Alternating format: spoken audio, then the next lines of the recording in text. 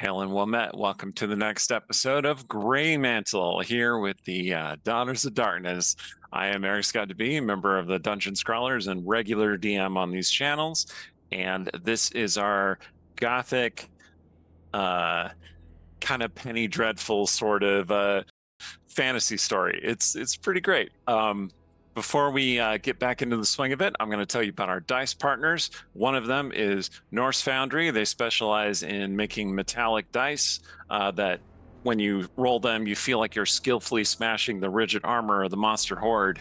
And also Phoenix Dice, which creates dice from all recycled materials. So they take their name from the bird that rises from the ashes to roll 20s again, even if those dice have betrayed you in the past. There is always hope that they will come back. So Norse Foundry and Phoenix Dice are both our ongoing partners, and there are discounts that you'll find either here in the video or in the chat in the doobly-doo below. And on that note, take it away, Allie. Hi, everybody. I am Alexandra Pitchford, or Allie for short. I am a writer, game designer, and TTRPG streamer, member of the Dungeon Scrawlers, and player of the Silver Sparrow. In fact, I actually printed... can't see it. I printed a 3D model of Sparrow recently from Hero Forge, not a sponsor. But call us anyway. But if you want to be, respond to my email anyway. But I would like to tell you about one of our actual sponsors, which is Idle Champions. Idle Champions of the Forgotten Realms is a strategy game that unites iconic Dungeons & Dragons characters from novels, campaigns, and popular shows into one epic adventure, including Farida, Havilar, and Mehen from the Brimstone Angels novels. The game is available for PC and Mac on Steam and Web, Epic Game Store, Google Play, Xbox One, PlayStation 4, Nintendo Switch, iPad, iPhone, and on all Android devices. For more information, check out idlechampions.com.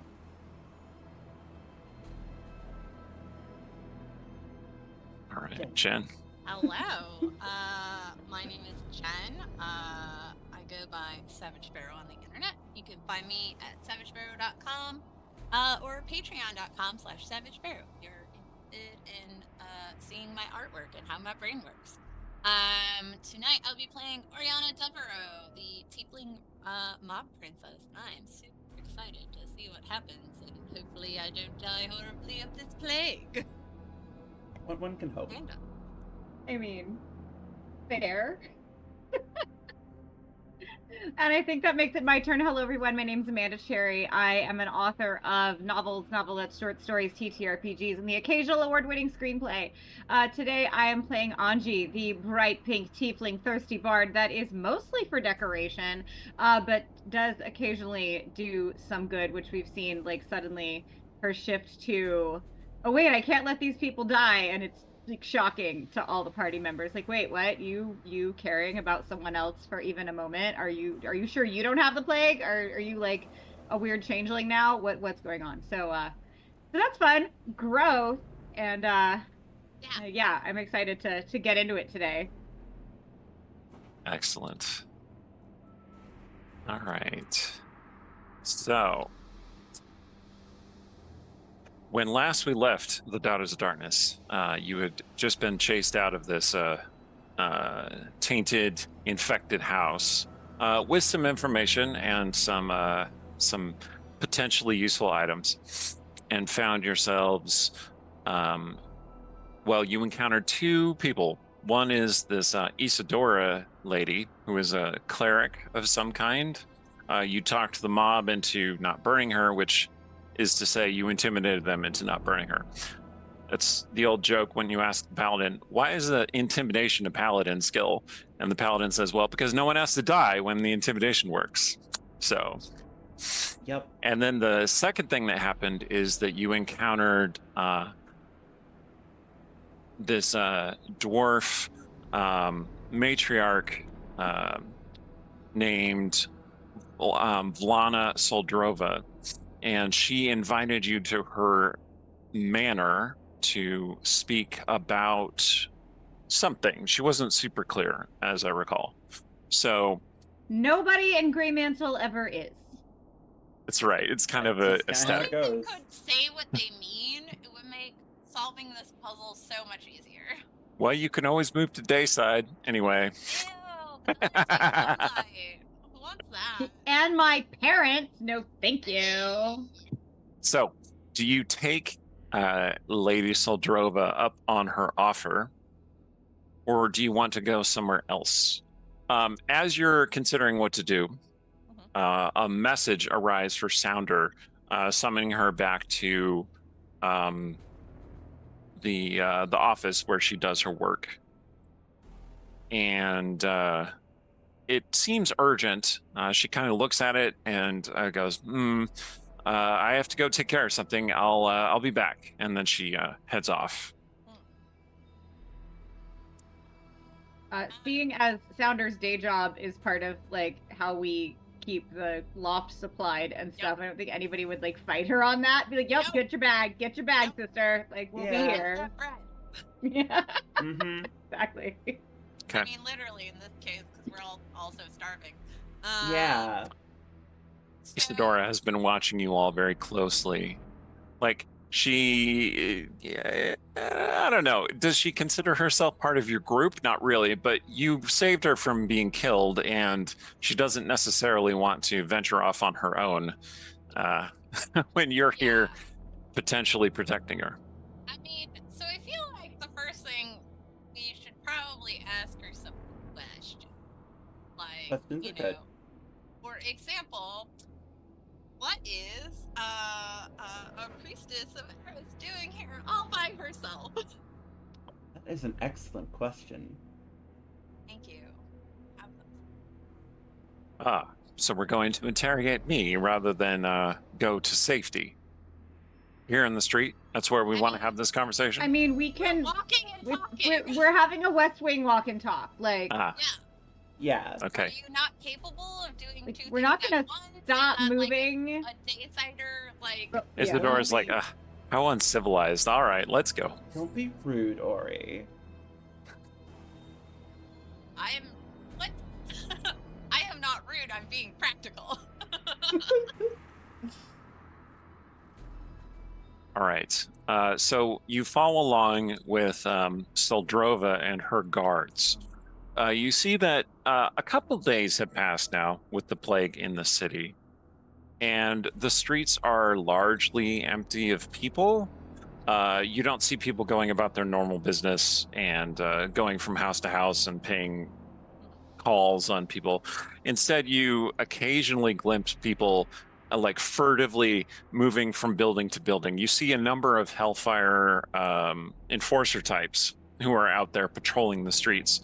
And you see a number of bodies in the streets, like just kind of left in the gutter, covered over with a blanket kind of We're thing. at the point where there's too many people dying and not enough able to handle that.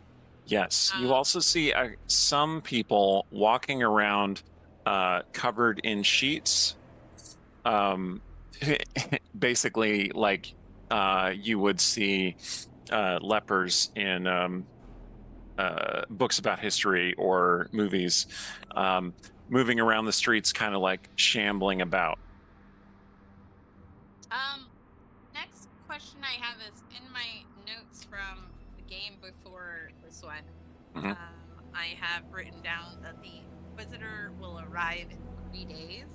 So my questions are if you could refresh my brain on what all that entails. This was from the Profane Mother of the of Hellfire. Okay. And then also where we're at in game time of like, because I think a day has passed. but All right, so let's level set. You are currently she said that to you the day before, Okay. and then you went back to your hideout and spent the evening, and then you came here. Cool. So that means that the Inquisitor is supposed to be here in 2 days from now. Okay. Cool. So this is technically day 3. Oh. So the Inquisitor will be arriving today or tomorrow? No.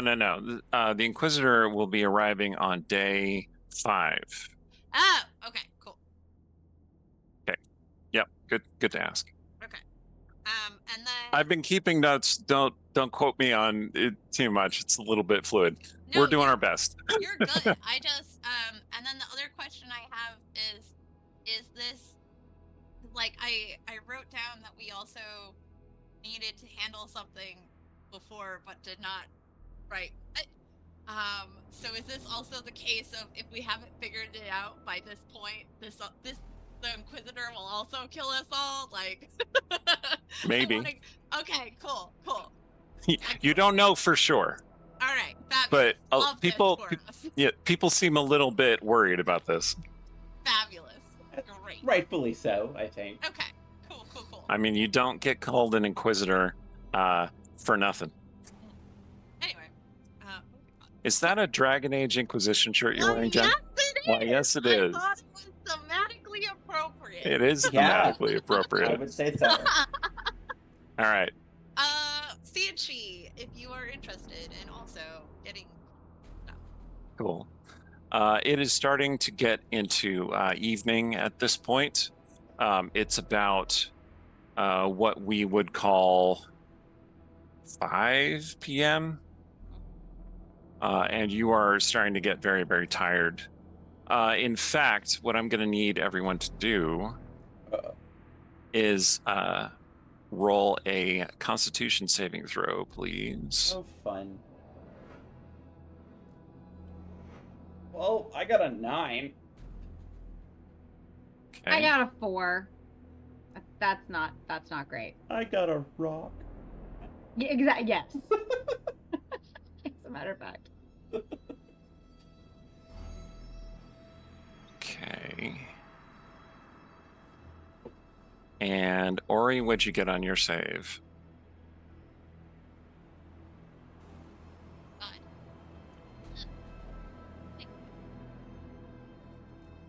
I'm trying.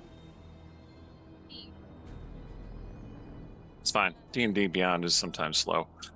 In the meantime, Sparrow and Anji, I would like you also to make wisdom saving throws, please. The Constitution saving throw represents how well you are dealing with the effects of being hungry. And the wisdom saving throw is about how well your mind is coping with all the horrible things you just experienced. Okay. Okay, that was better than I thought it was to begin with. It was a 10. Okay. For a minute there, I had my glasses on. A minute there, that 7 looked like a 1, and I'm like, oh no. But it wasn't. It was a 7, so we're fine. Anji, you feel a little bit disturbed by everything that happened in that building. You're unsettled. No kidding. I did not need to roll dice for you to tell Sparrow, how'd you get? 9. You got a 9. Okay. You are feeling rather anxious and indeed afraid based on what you experienced. Okay, Ori. It is still not letting me pull the virtual tabletop thing. Every Well, time if you I click it, it just tells me that it doesn't recognize the sidebar. Oh, yeah. If you want to just roll physical dice, that's okay. I'll take your word for it.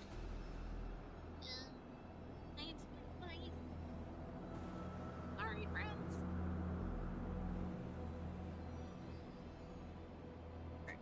Can I be right back to grab them? Because I think Sure, that's fine. Okay. Right back. Sorry. All right, so you're heading along with your new friend. Actually, both of your new friends. Although Soldrova isn't necessarily a friend, right?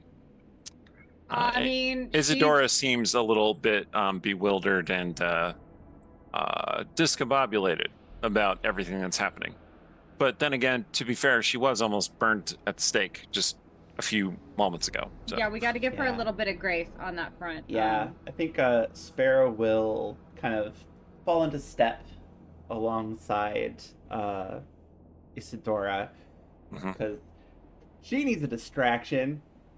Sparrow needs a distraction, so she's going to kind of smirk a little bit, putting on her best "I'm totally okay" face, and go.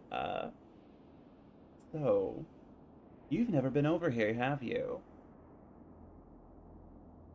She stiffens a little bit and she says, well, not as such, not exactly. Time's always tough on Daysiders. It's so very dark. I knew it was going to be dark, but wasn't quite prepared for the reality of the darkness. Get used How to do you it. see in all this gloom? Constitution, I got a 13. Okay. And then what was the other roll? Wisdom. Oh no. All right, so you tell her that you get used to it, right? Yeah, you get used to it. She kind of shudders a little bit. I got a 5. I'm not sure how your people see with all that light everywhere. So bright. It's It's uncomfortable. garish and dreadful on that side. Gives you a headache. Scalding and awful.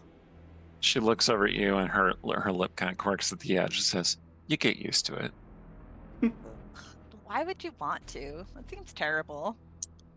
I'll say I never did. Also, all those colors. Ugh. I've heard the Well- food's good. Evil and treachery can not hide in the light as well as they can in the shadows. Oh, honey. So, Yeah. Like, she'll say that out It's- loud. She'll say, oh, Yeah. honey. She looks confused. She's not sure what that...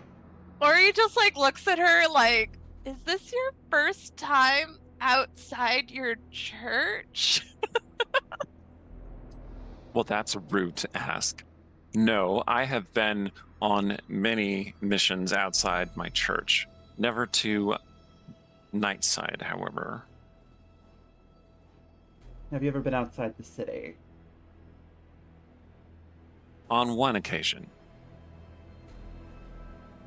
It just feels like you're coming from a place of extreme privilege where you can cast judgment on literally everybody around you when, like, you seem very inexperienced about how many shades of gray exist for people who are just trying to survive.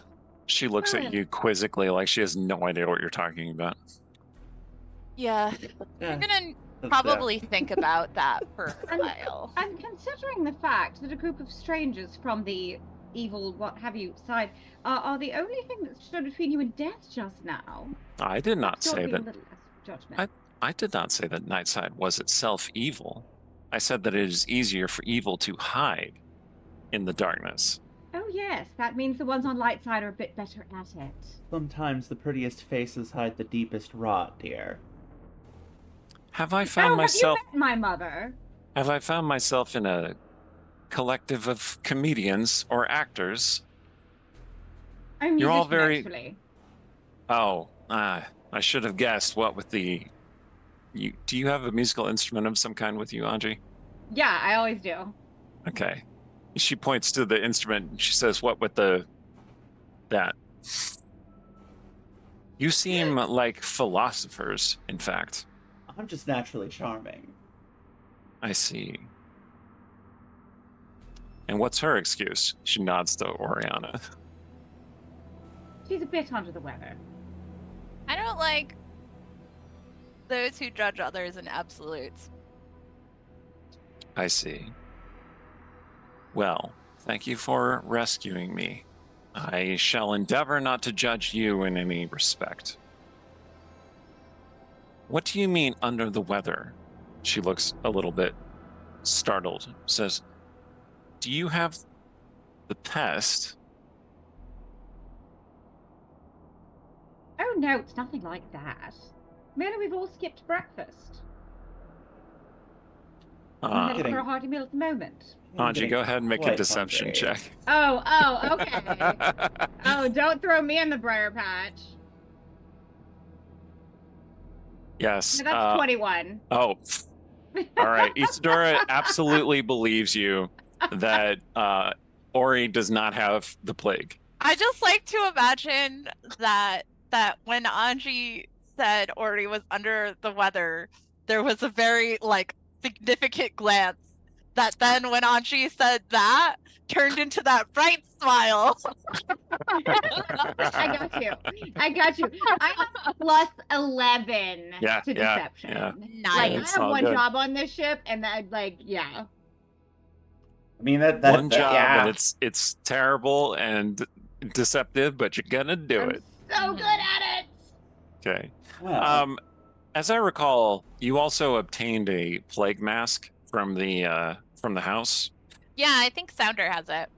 Oh, Sounder took it? Okay. Mhm. Okay. That gives you bonus on saves to avoid contracting the plague. but don't worry about it. Yeah, So don't worry about it. we're fine. This is Well, It's fine. not going to the help good you if news you is- already have the plague. If anyone in the audience is worried, since Sounder's player isn't here with us today, that is just insurance that Sounder is not going to catch the plague while off screen. Probably. Probably. Okay. I'm listen. A little bit of insurance is helpful, but it's not a guarantee. There are no All right. guarantees. I've met Eric. It's Like, true. there are no guarantees. It's true. Well, I mean, sometimes in my games, if you miss too many sessions of my games, your character becomes a villain. So don't do that. All right. So you're heading along. You're having this conversation with Isadora. She seems strange and unusual for somebody in Nightside. Like, she has no idea what she's gotten herself into. But it comes out through conversation that she is here to try and help with the plague. Like, they have heard about this in Dayside. In Dayside, the plague wreaked havoc on the city, and she is here to try and contain an outbreak in Nightside. But looking at the corpses in the streets, she kind of thinks that maybe she hasn't successfully contained it in time. Just a bit. And she says that she is also hungry. Like, she has been increasingly hungry since she got here to Nightside, as though the air itself saps the fuel from your body.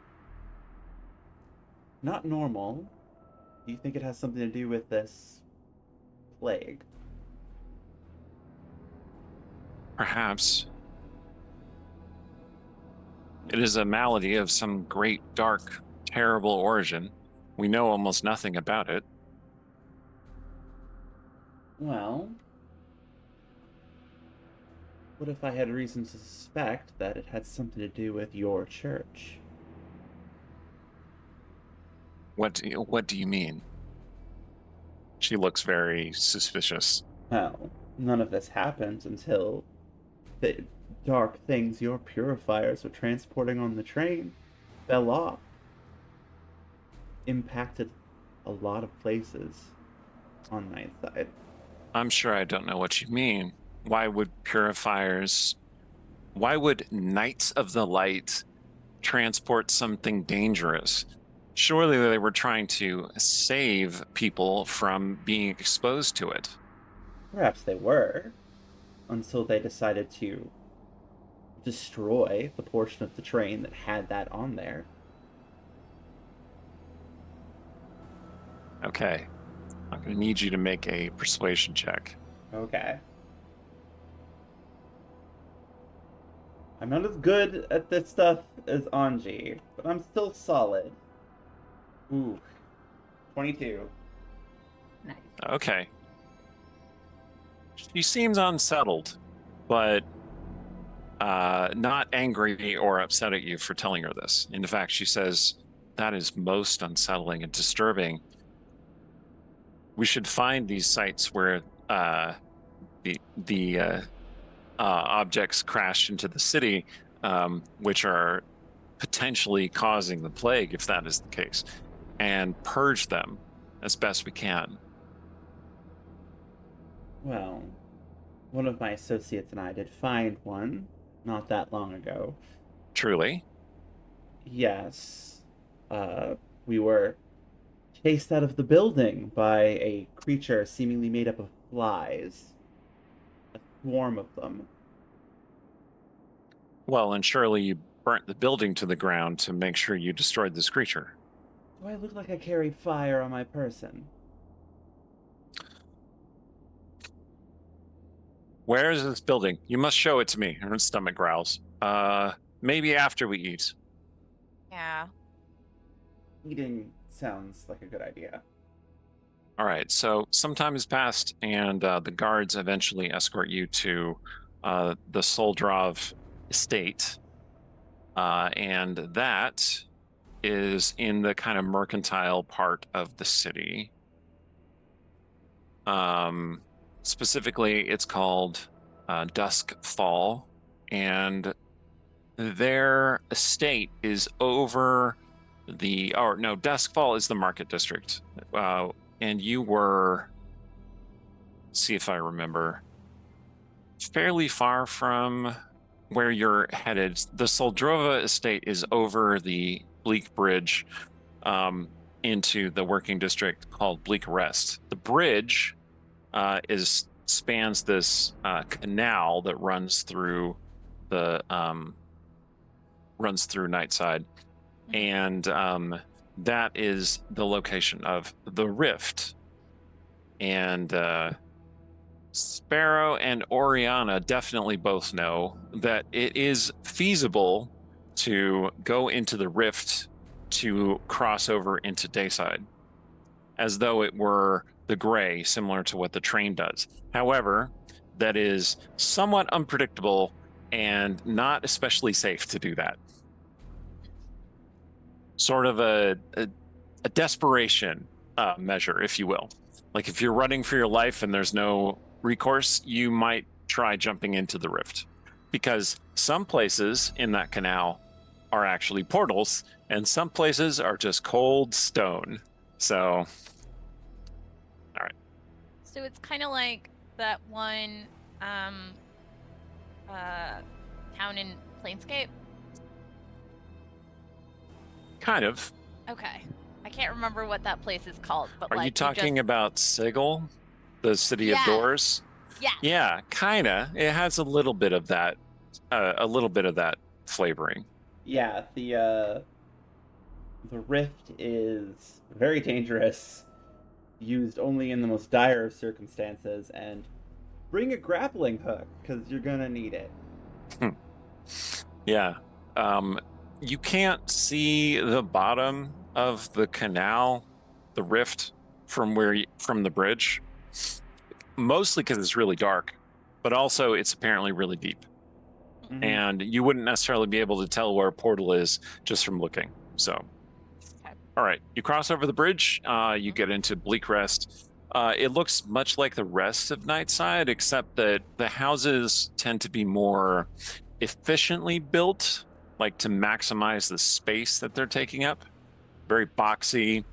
Obviously, a lot of them were built at the same time to accommodate like waves of workers in a particular field. Mhm.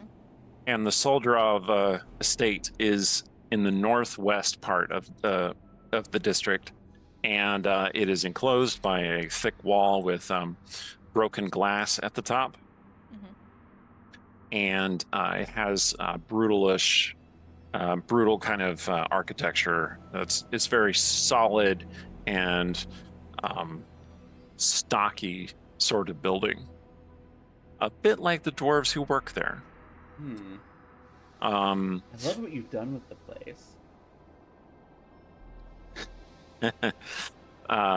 Lana looks over at you a little bit wryly, and she says, I don't know if it's the sort of space an elf would like to live, but it is what we have. Hopefully you will not hit your head on the ceilings. Hopefully not. I think I've had my fill of concussions for a year. Okay. As she's having this conversation with you, a couple of her guards are dealing with one of the sheet-wearing people, and there's some commotion. They're like kind of warding the person back with their spears, and the plague victim keeps reaching for them, and finally one of them just jabs their spear into the person, and there's this kind of dry sort of sound. Do you intend to intervene, or are you going to let that play out?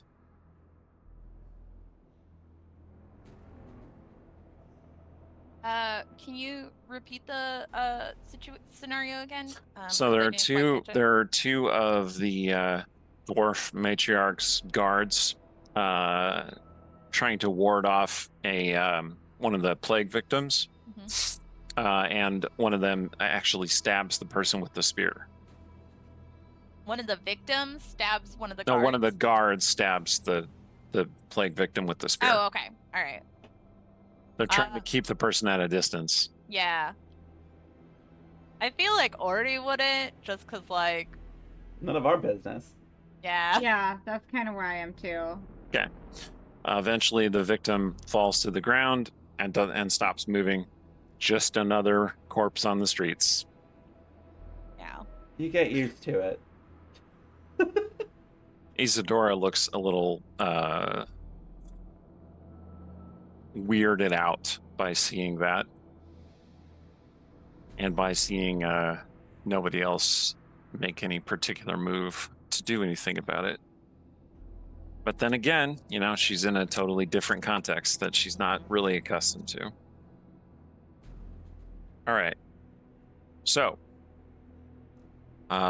they take you into the manor itself and escort you to the dining room where food is being set out along with plates and places to sit.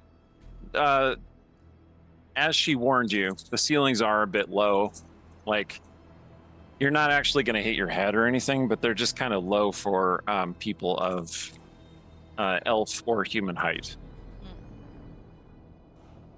You kind of feel this innate urge to crouch whenever you're walking around, like kind of duck your head a little.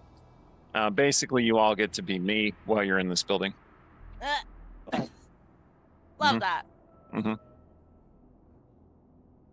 And so Drava doesn't seem to have any issue. She goes and sits down and waves for food, and it's brought. She says, sit, eat. We thank you Believe for me. your hospitality. Of course, food is not so easy to come by these days, yes? Yes. Indeed. All right, you all recover one level of hunger, which I'm tracking, Yay. so don't worry about it. Boy. That is assuming that you actually eat the food and stuff. Oh, yeah, Sparrow's gonna eat the food. Yeah. And are you going to drink Ori the will- copious wine that they pour for you? Yeah. Ori will eat and drink after she watches everybody else eating and drinking. Okay.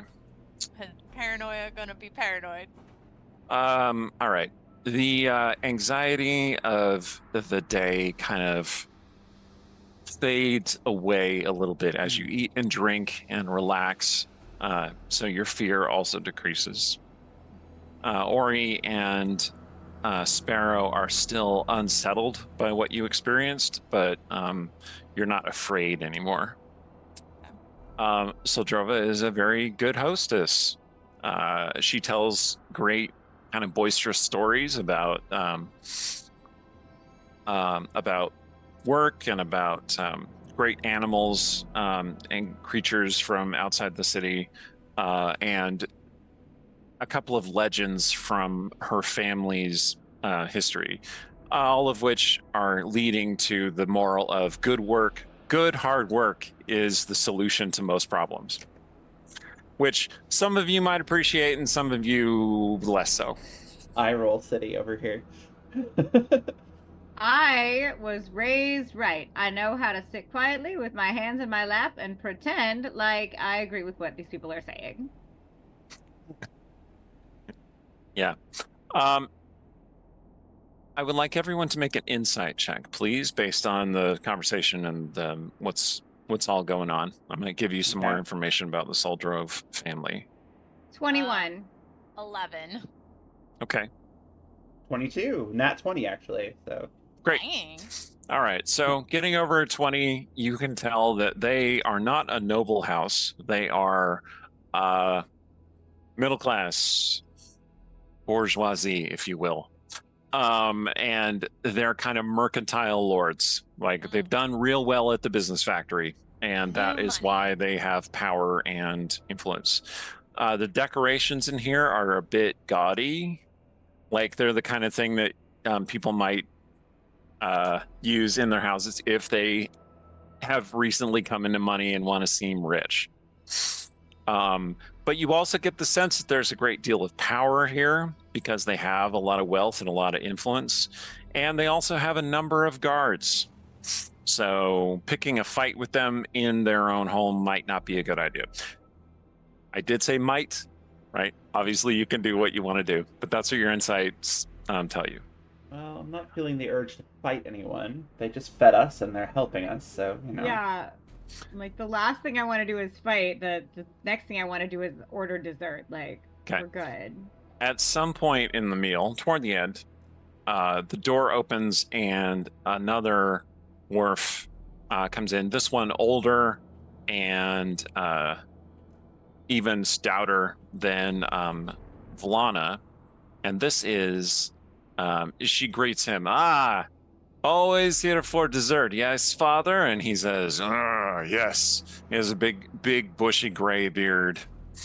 And his head is mostly bald with just a few gray wisps of hair on it. And he says, it's my favorite part of meal. And he introduces himself to all of you as Vlad Soldrov, who is the patriarch of the family. Vlana is his eldest daughter, and basically you get the sense that she handles most of the day-to-day activities of the syndicate.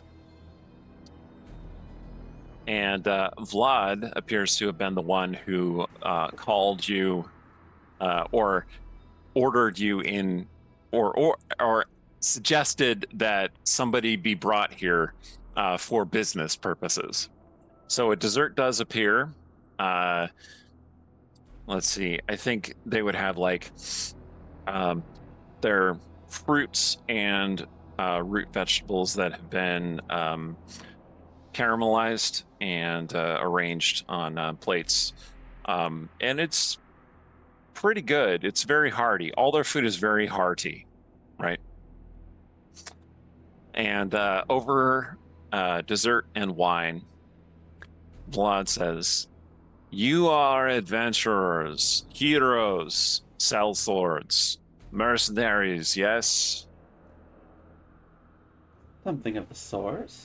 We I get think up there are to... worse ways to describe it. Yes, we get up to certain varieties of jobs, if the coin's right.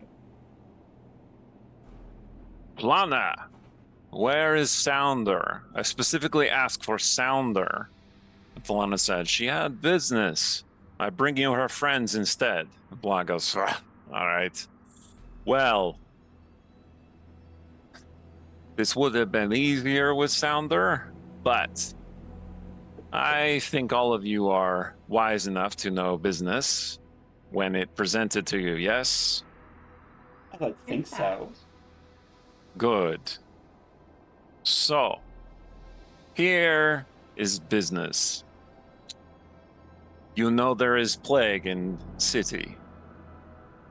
Really? Bedroom, isn't it? Plague is bad for business. All of my workers are sealed away and cannot come out and do work because potentially get sick and die. I do not want this. You do not want this either, I assume. A rather safe assumption, indeed. Yeah. All of my workers sealed inside the hive. Large place, very safe. No one in or out for days.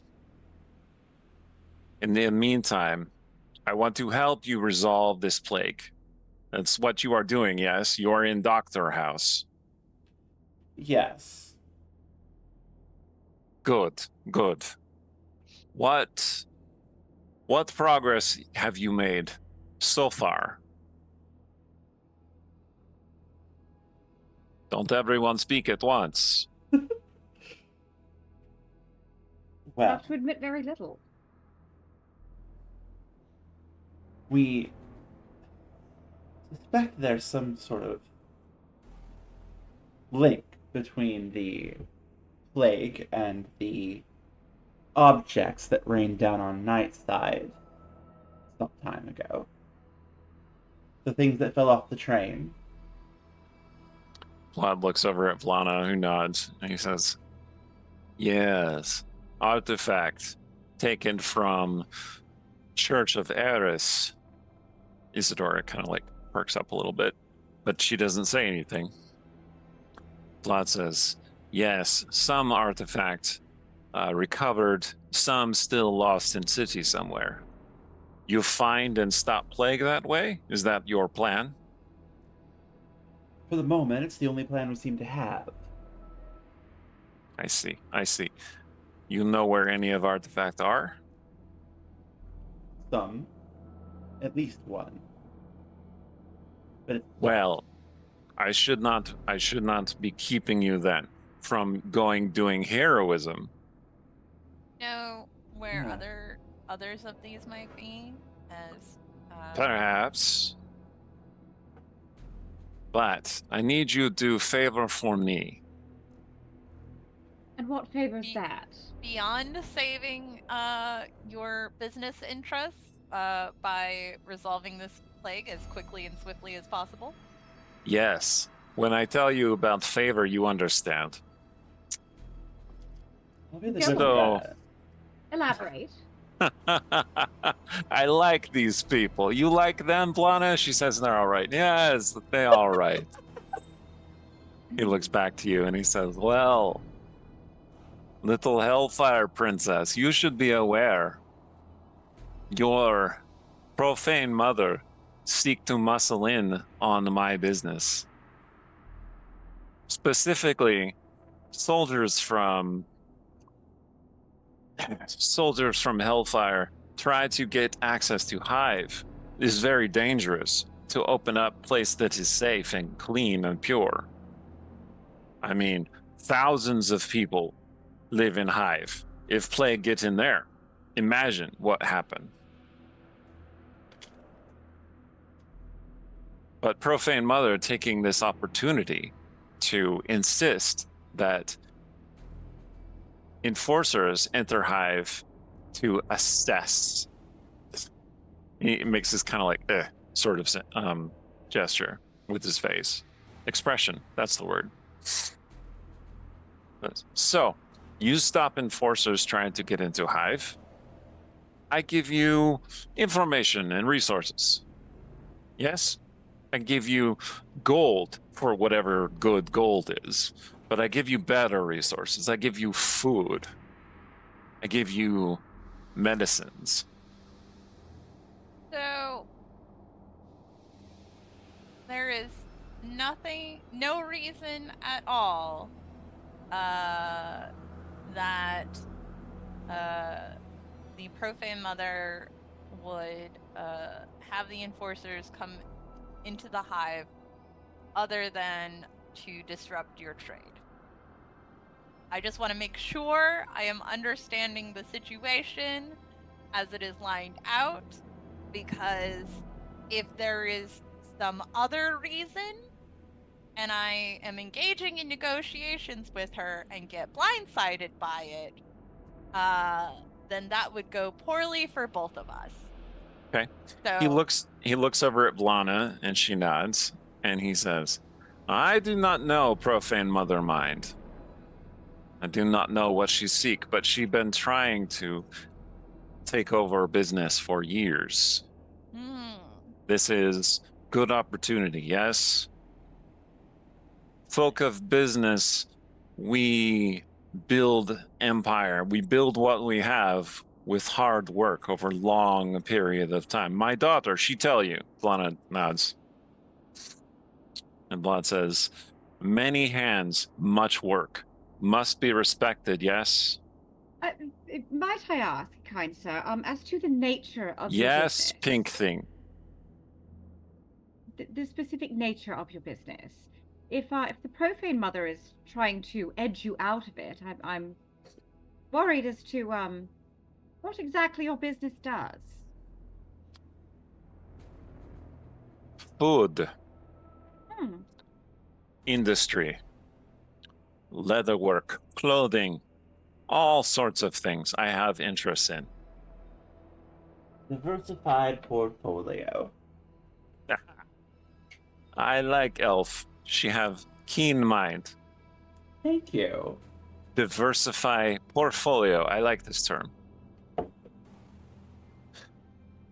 We are not criminals. We do not do shady business. Hellfire, you take no offense, horned one, does shady business.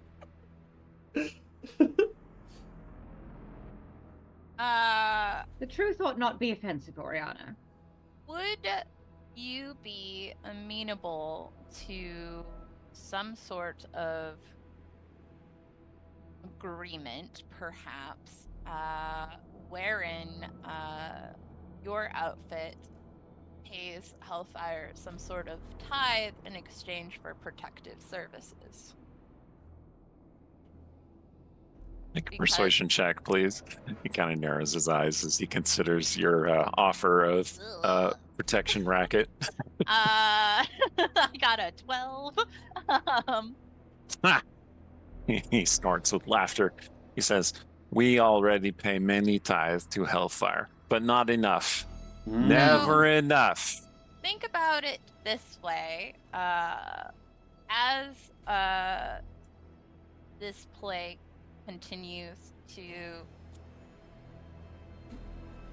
advance, because as much as my compatriots and I are capable and effective agents at what we do, Yes. that's going to take time. And this is a city that is growing more and more desperate by the day. Time is not the thing we have. Yes.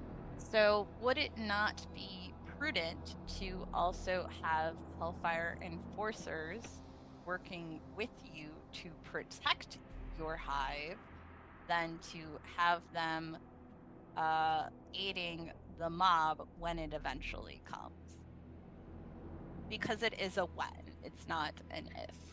He considers this. He says, "You are right. Mob is building. Bullets and blades cheaper than bread. Mob would build. So perhaps you, yes, I see. Alliance. Yes. Alliance, you propose. Yeah, You have standing in Hellfire to offer alliance? I do. I see. And who at Hellfire stand in your way?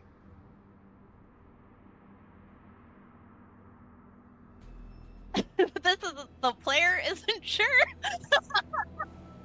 Yeah, it's fine. But so basically Yeah. what he's saying is like, I see that you are from Hellfire and Yes. you are speaking with a certain amount of voice. Mhm. And he is assuming that you have political enemies Yes. at Hellfire. Oh, okay. We're going to thwart you. Okay. You don't need to answer now. You give me Yeah. list. Yes, we talk over list. Yeah. In the meantime, this will give me way more cards to play with when I negotiate with the profane mother, because presenting a similar situation in the reverse would also make her far more agreeable to a deal in your favor as well. You wish to be go-between between me and profane mother. Yes. I see. You and your friends. Yes. Good. I see. This is interesting. However, I do not trust you. You must earn my trust first. Then we will discuss. We will negotiate for business. Yes? Yes. But I have simple task then. Simple Another task. There's always He a waves. task. Well, He waves for like some hard liquor, and some Mhm. like really strong liquor comes out, and he pours himself a small earthen cup, Mhm. and he points the bottle at you first, Ori. Oh God. Are you going to accept? What do I know about? Dwarven liquor? Yeah, and It's also pretty strong. customs in terms of like hospitality and whatever. It is generally considered good form to drink over the agreement to do a task. Okay. Like I feel like Sparrow. like this is Oh, but this is one of those situations where like, you know, face is like resolved with like the like, you know, form one needs to maintain, but like I feel like Sparrow would recognize that Ori's like, oh shit, oh shit, oh shit. Sparrow, in a few cups in, I think, to the wine at this point, just kind of smirks and goes, "You got yourself into this, princess." There is a significant look given to Sparrow, and she like downs it. Okay. Sparrow just gives a shit-eating grin right back. All right. You do not drink until you hear job, though. Oh. oh, you'll have to have another. For you. I like this one too. He pours another drink for Ori and one for himself. He says, "You see, there are thieves, brigands, robbers, scoundrels." Vlada says, "On with it, father." And he says, "Yes. You know of the shadow knives? Yes. Them again. Oh, indeed we do. They have been thorn in my side and in Hellfire side for many years. But now, with plague in the streets, they take advantage. They steal from us. They steal key resources. And now they have been attacking us in streets. You go and resolve this. You bring me head of Saladas the Veiled, and you have earned my trust." Oh. I suppose I ought to have seen that coming. I pay additional gold or food, if you like, for other heads of shadow thieves. Oh. Shadow knives, sorry. I could see him just saying Mobs in shadow the thieves. streets? Just Yeah, like... maybe he did. Yeah. Mob in But the especially streets, stake in a Saladas. square. Perhaps the time has come for a few good beheadings. Pass that bottle. Especially I- Saladas, bloodthirsty dastard. He pours a drink for Anji as well. I do think There's, this... like, an uncomfortable like pulsating of like the veins in Ori's magic eye, and like Ori takes like another drink from like the cup and like looks at the dwarf and says, "Yes, there is a debt owed by the shadow knives." Do you think the sun Oh, has it's set black. on their reign? What does one wear to a decapitation? You hear this little strangled gasp. Black And or you red, realize- dear? No, white, so that way everybody can see. You hear and now you hear this little sort of sound, and you realize that Isadora is still sitting there, and she looks like pale and about to pass out. First time, dear. She's like, she leans over towards Sparrow. Are we assassins now? When the pay is right. How does this advance solving the plague? I thought we were meant to save people, not kill people. That's why I'm here. Isadora, dear, I can explain later. Just trust me. Like I feel that like Arrow's just or it's just like All right, Sparrow, make another persuasion check. All right. Persuasion. Gotta click on the. Oh! That wasn't that one. Oh no! Okay. All right. It's a Isadora 7? disapproves. I will just remind you Uh, that sometimes, to save the greater number of people, one must eliminate a smaller number of people who are the cause of the problem in the first place. So, think of it as a, do you garden at all? Plants, flowers? Yeah. Yes. There's a garden of fine stones at the church. You ever needed to pull up what you'd think were perfectly healthy plants so that the rest of your garden has a better chance to thrive? I think I understand the metaphor. Make We're a just persuasion doing- check, please. Sure. I was going to wait to explain, so we didn't have to 21. do that in front of our hosts. But Okay. She doesn't look like she likes it, but she understands what you're saying. Okay, and Very well. and- If it must be done, if it must be done. Okay, because I could also use magic if I have to, but I feel like I don't. I'm just saying, lawful good people in Nightside seem way alien to the Yeah, culture of the area. Okay. Yeah, You Isadora dogs looks belong. You're not one of us. she looks a little scandalized, but she's going along with it. Okay. So, you made this deal. He says, I offer you 50,000 gold for head of Saladas the Veiled. Oh, That should buy you what? 500 loaves of bread? That's a little joke. Economy is terrible. oh, it's in shambles. It is. yards of lace and shoes with proper soles, and oh yes, sounds delightful. Maybe a place that isn't above a church. Oh, move out to the belfry. Indeed. So Vlad has been drinking quite steadily, and he appears to be very pleased. Blana has been watching you from the side. And you just notice her at this point. And she says, looking for new accommodations. Yeah. Looking may be a bit too strong a term, but we would enjoy a bit of an upgrade if one were to present itself.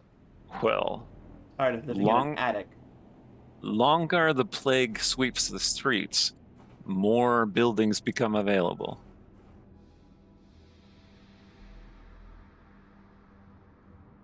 Positively cutthroat. You're not incorrect, but also, ew. The longer the plagues rule the streets, the less customers you'll have at the end. This is true. It is balance of business. So the doors open off the dining room. There has been another seat at the table that's been kind of left empty. Nobody's sitting there. And you just noticed that now. Like, you were very distracted, but the doors open and another dwarf, a much younger femme dwarf, comes in. And she says, Father, oh, you have guests. And he goes, Valero. It is good. It is good. This is my daughter, Valeru. And Blana kind of like glares daggers at the newcomer, who straightens and kind of like straightens her clothes a little bit. She says, "Oh, well met. Good to meet you."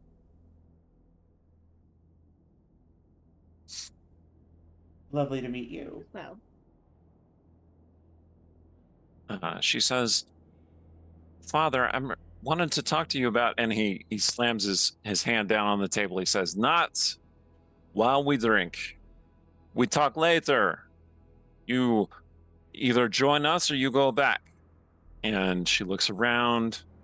She looks at you kind of a little bit like sympathetically, or maybe like she wants to talk to you, but she also doesn't want to be here, and she just turns around and heads back out the door.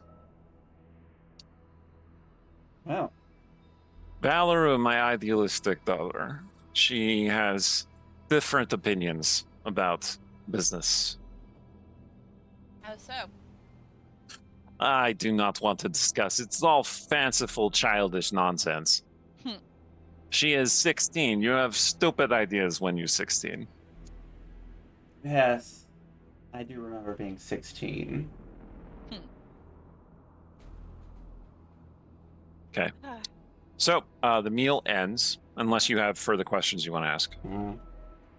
No, but I will say that series of comments has Anji's hackles up now. Because that's very much the kind of thing her parents would have said about her wanting to be a musician. Like, that's the kind of tension that, like, made her run away eventually. So that's just like, she's like now real invested in, like, wanting to talk to this kid when they come back to this house. For Ori, it's that idea that, like, she could actually leave Hellfire. That's a lot of money. Kind of that, like, Sparrow's got the mark signs in her eyes, so she's that's a hell of a payday. Okay, well, the meal ends. Vlad Soldrov tells you the story of why he is often called Stout Vlad, and it is not because he is stocky and stout. It is because he used to be a mighty warrior and was known for having an especially wide shield. Anyway, that's what he tells you. Vlana she comments a couple of times throughout the meal. Obviously, she's letting him speak, but she puts in these kind of like witty asides, like when he's like, I'm also called Stout Vlad, and Vlana says, not Fat Vlad, definitely not Fat Vlad. So clear rapport. Never Fat Vlad. Right. Yeah, you get that Vlad is the patriarch. Vlana is the kind of second in command. She's the heiress. She's in her mid-20s, equivalent as a dwarf. So I'm not sure exactly how dwarf age works in this setting, but Vlana is a young adult. And Valeru is, like I said, teenager. And she is not there for the rest of the meal. She just took off. Okay. So when the meal's over, a lot of time has passed and it is very late. Vlad offers to let you stay here rather than make the trek back to wherever you are based. He says, my door always open if you need rest. What were the other locations we had to look at?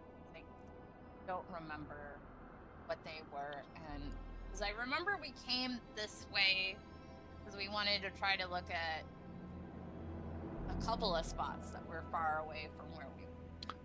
Well, you came, you were initially looking for Sir Thomas Moore's house. Yes. And he was the medicker. Yeah. I have it in my notes that you found his house and then you burned down his house. Yes. So let's just say you've accomplished that particular task. Okay. Do we know where the Shadow Knives are based out of? Vlad, or more specifically Vlana, can tell you about that. Okay.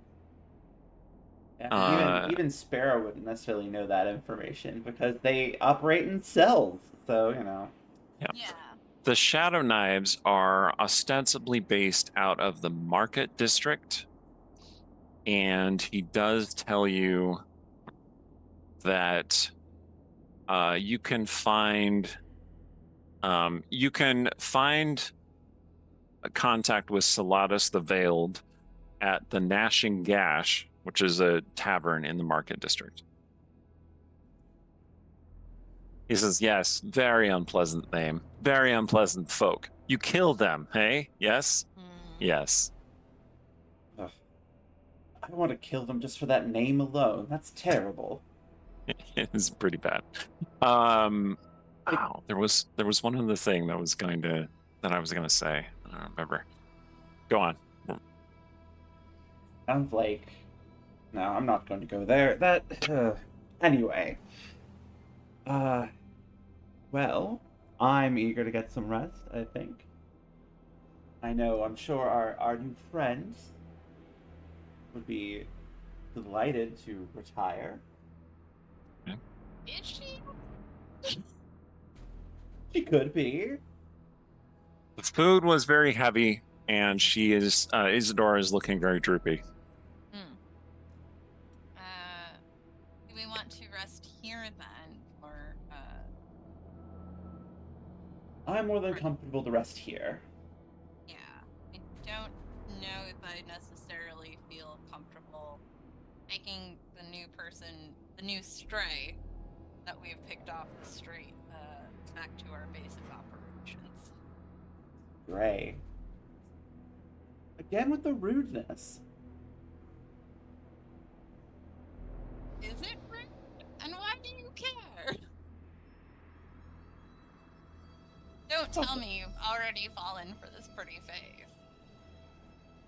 Now, come on, Ori. You know me better than that. I do know you quite well. She's a little pink in the cheeks from the wine at this point. She's had quite a bit. Mm-hmm. I have better judgment than that. So I'm not gonna stay the night. Oh.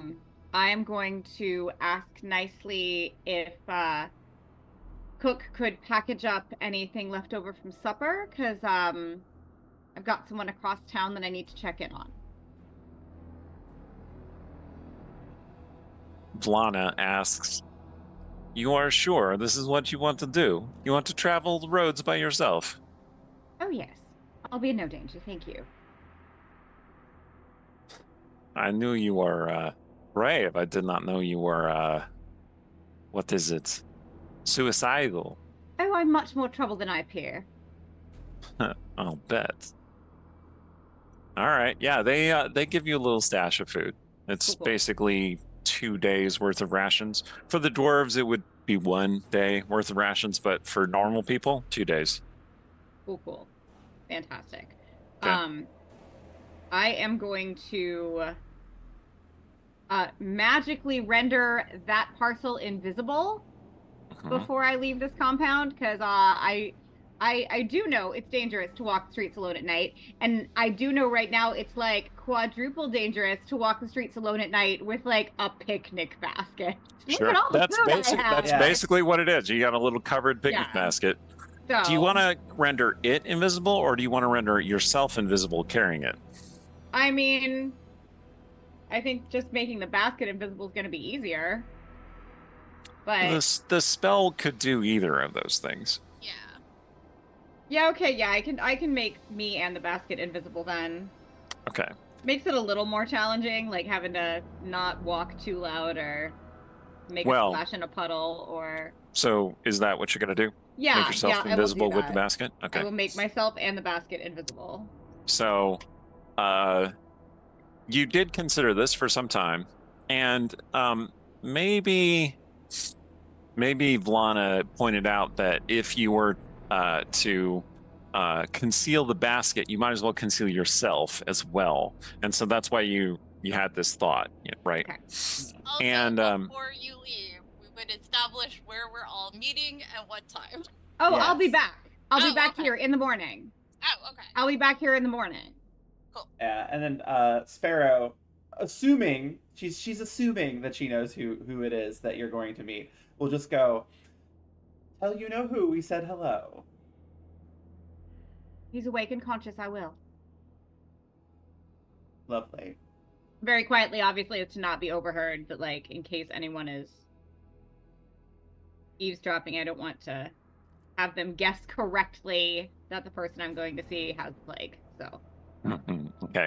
So the hilarious part is that is not who thought you were going to check on, but she's playing it off like it is anyway. All right, so sleeping You think I'm arrangements. going to see Nelly, but I'm not. Yeah, that's what it was. That's what it was. So Vlad gives you the use of a couple of rooms that are connected. The manor is very large, like 100 people could live here pretty comfortably, and it's really just Vlad and his 2 daughters and their servants that live here. So there are a bunch of disused rooms. So you have the access to 2 of them, and they have a side entrance. It's a servant's entrance, but your passive perception is enough to detect it. That you could come and go through that entrance too. You don't have to come through the whole manor to get here. So it's a convenient little hidey hole. And they bring in cots and stuff for you to use to sleep. Oh. We don't even get beds. Well, there is a bed and there is a couch, and they bring in additional cots. They're like, use them as you will. And then they leave you to your own devices. All this wasted space. It's almost offensive. Isadora just flops down on the bed and starts snoozing. Oh. Well. Damn. She didn't even take off her armor. You realize that she's wearing armor, first of all. Oh, that can't be good. The rest of you don't wear armor typically, like heavy armor, but she's got actual fitted plate armor underneath the kind of orange tabard and stuff that she has on. Very, very noticeable, very colorful, stands out in a crowd, especially if they're trying to burn her to death. Well. Ori, dear, do you want the couch or the cot? Like to talk to you.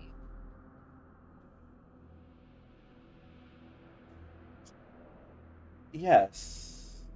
Yes, of course. Or private things. Well, you did say there were 2 connected rooms, so you could just step into the other one. Yes.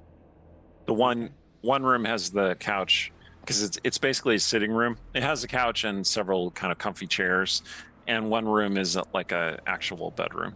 Okay. So this is like where they'd put up a guest who was going to stay here for a while. So Sparrow will go into the sitting room, flop into one of the comfy chairs, kick her feet up, and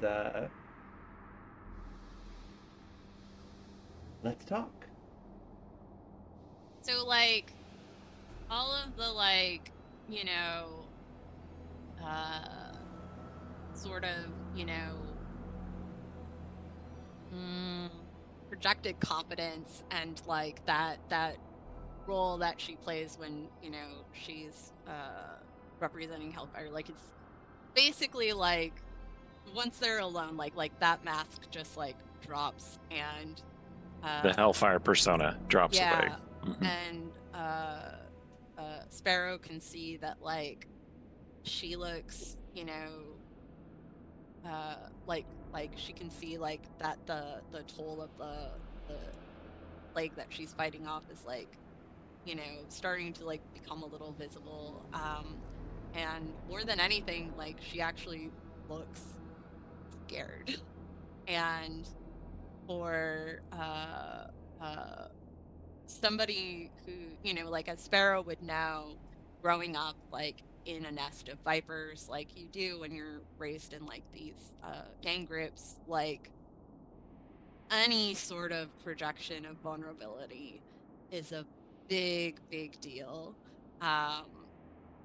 Because, you know, like any weakness being shown is, like, gives you your rivals that opportunity to, like, pounce on you and everything, right? And so she's just kind of, like, you know, piecing and, like, nervously, like, clasping her hands and, like, you know, back and forth, and just seems like not quite sure how to begin this conversation. Yeah, and I think seeing that kind of fear and vulnerability, that kind of rakish, attitude Sparrow tends to put out, along with the fact that she's several cups deep in with the wine at this point. She kind of like sobers up quite a lot, and will even like take her feet down from where she'd kicked them up and lean in a little. Ori, what's wrong?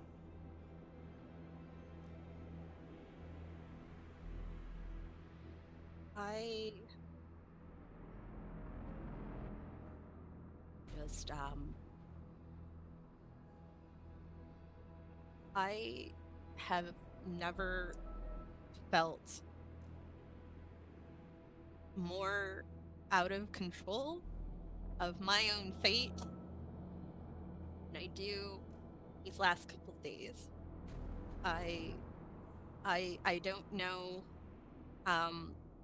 if this disease is going to get me, or I am being my soul is being treated as the cat's paw of several forces beyond my control, and I don't understand what game is being played. I just know if I make the wrong decision, not only am I going to lose, but everyone around me will too, and I am scared. Ori, And I don't know what to do. like Sparrow will look like visibly uncertain and almost uncomfortable as she kind of registers all of that. Well, first of all, don't be ridiculous. You're not going to die. You're not going to die. I mean, you don't know,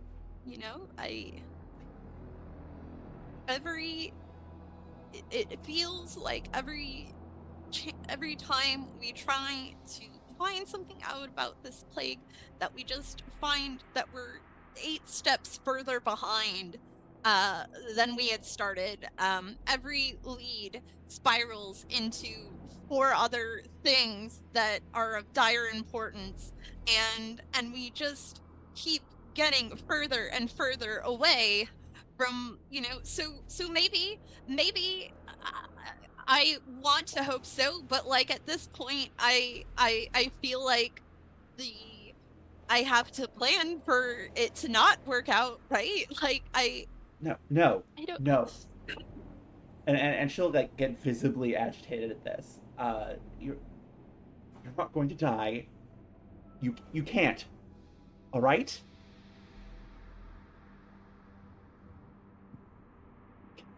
You can't. And she would like walk over to her and very lightly, like basically like kneel before her, like on the couch, like in front of her, and just very lightly reach up and like caress her cheek, just sort of smiling, kind of sad, with tears in her eyes, and say,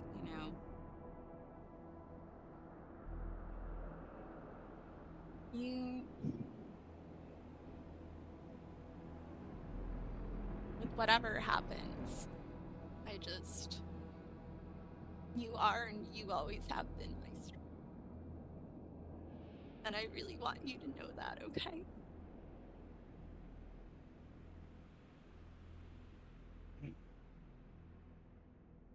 And she's like struggling to process this. I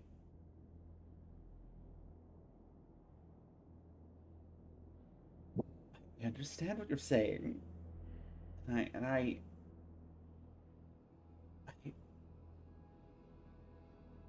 don't know what to say.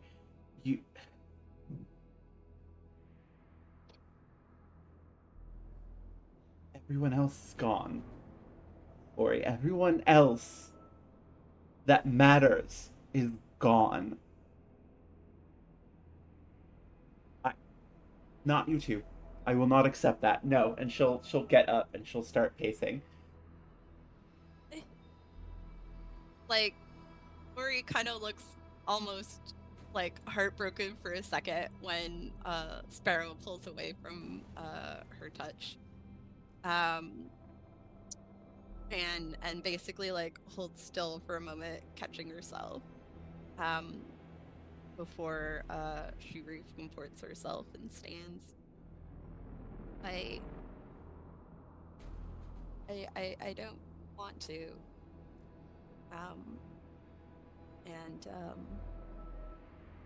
I'm not.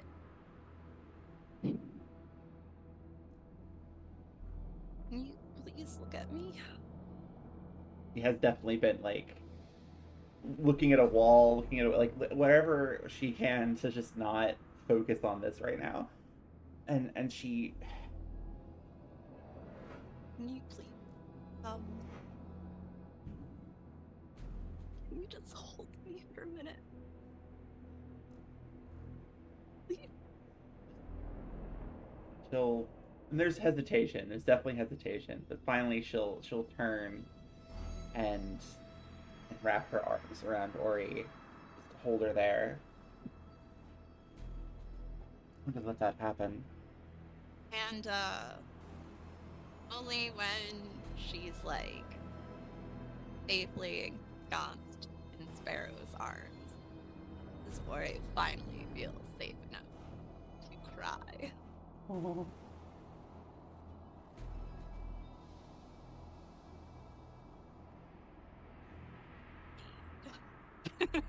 Yeah, we can fade that there. That's a great spot to do that.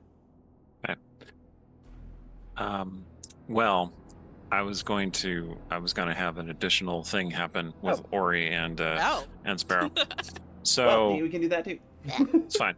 So after a time, you spend some time together, important time together. Yeah. There's a faint screech knock at the door. Do you have two doors, right? Because you have two rooms. They're both off of the corridor.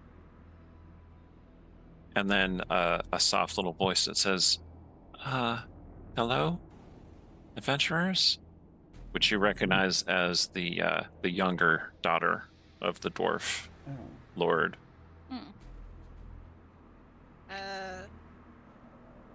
Sparrow will get up from wherever they've been sitting or what have you, and make her way over to the door, but she'll kind of like settle in beside it and pull a knife out of like a hidden spot.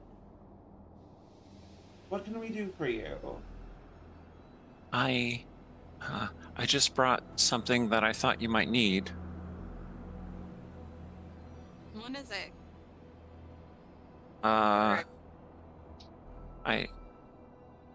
I'd rather not say through the door.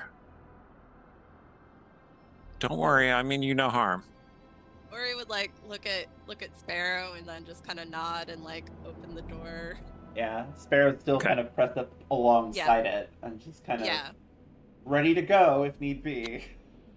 Sure enough, there's Valeru Soldrova, and she has a small basket in her hands. And she looks at Ori and she says, "Oh, I thought so." And she passes the basket over to Ori. What? Okay, if you unwrap the wrappings that are inside, you see that there are several antibiotic pills in it. Oh. And she says, they won't remove it, but they'll help. They'll keep you going. Thank you. What do you want for this? Nothing. Sparrow will give a very incredulous look at that. Yeah, like Oriana seems like more suspicious. All right. You can both make insight checks. All right. My insight is bad. I got an 8. I got a 3. I rolled a 1. Right. She says, you just seemed like you needed it. And I mean, we have we have some stockpiles. Should I not have brought it? No. Thank you. It's just rare to see generosity in times like these. Very. I should think that times like these should inspire generosity. Anyway, it's very bad for your liver, but hopefully it will help. Be careful. You seem like good people. Okay, bye. And she heads back out the door. Thank you. Uh-huh. You too. Okay. It is a red antibiotic. What did I tell you? You're going to be fine. Or gives Sparrow just a wry smile. Do I need to take my medicine now? I forget if I took one at the top of the day. I think you did. Okay. But essentially it's, if you take it during a long rest, then it gives you advantage on your saving throw against the disease getting worse. All right, let's pop one of those babies. Excellent. Okay. It also does a whole bunch of poison damage to you. So go ahead and make a Constitution saving throw, please.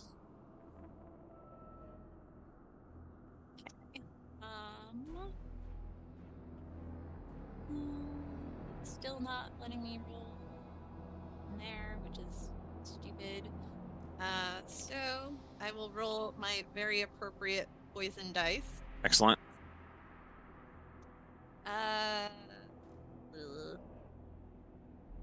9. Okay. Yeah, you take 12 poison damage. Ha! All right. Like, Ori doubles over and looks like she's going to be sick. Oh. Like, the world goes blurry for a bit. So, Ori doubles over in pain from taking this medication. And you definitely clutch down at your lower midsection at where your liver would be. My liver. That's right. Extra bad from that ale. Maybe taking high antibiotics and drinking that heavily is not a good idea. I feel like she probably throws up on top of it. Like...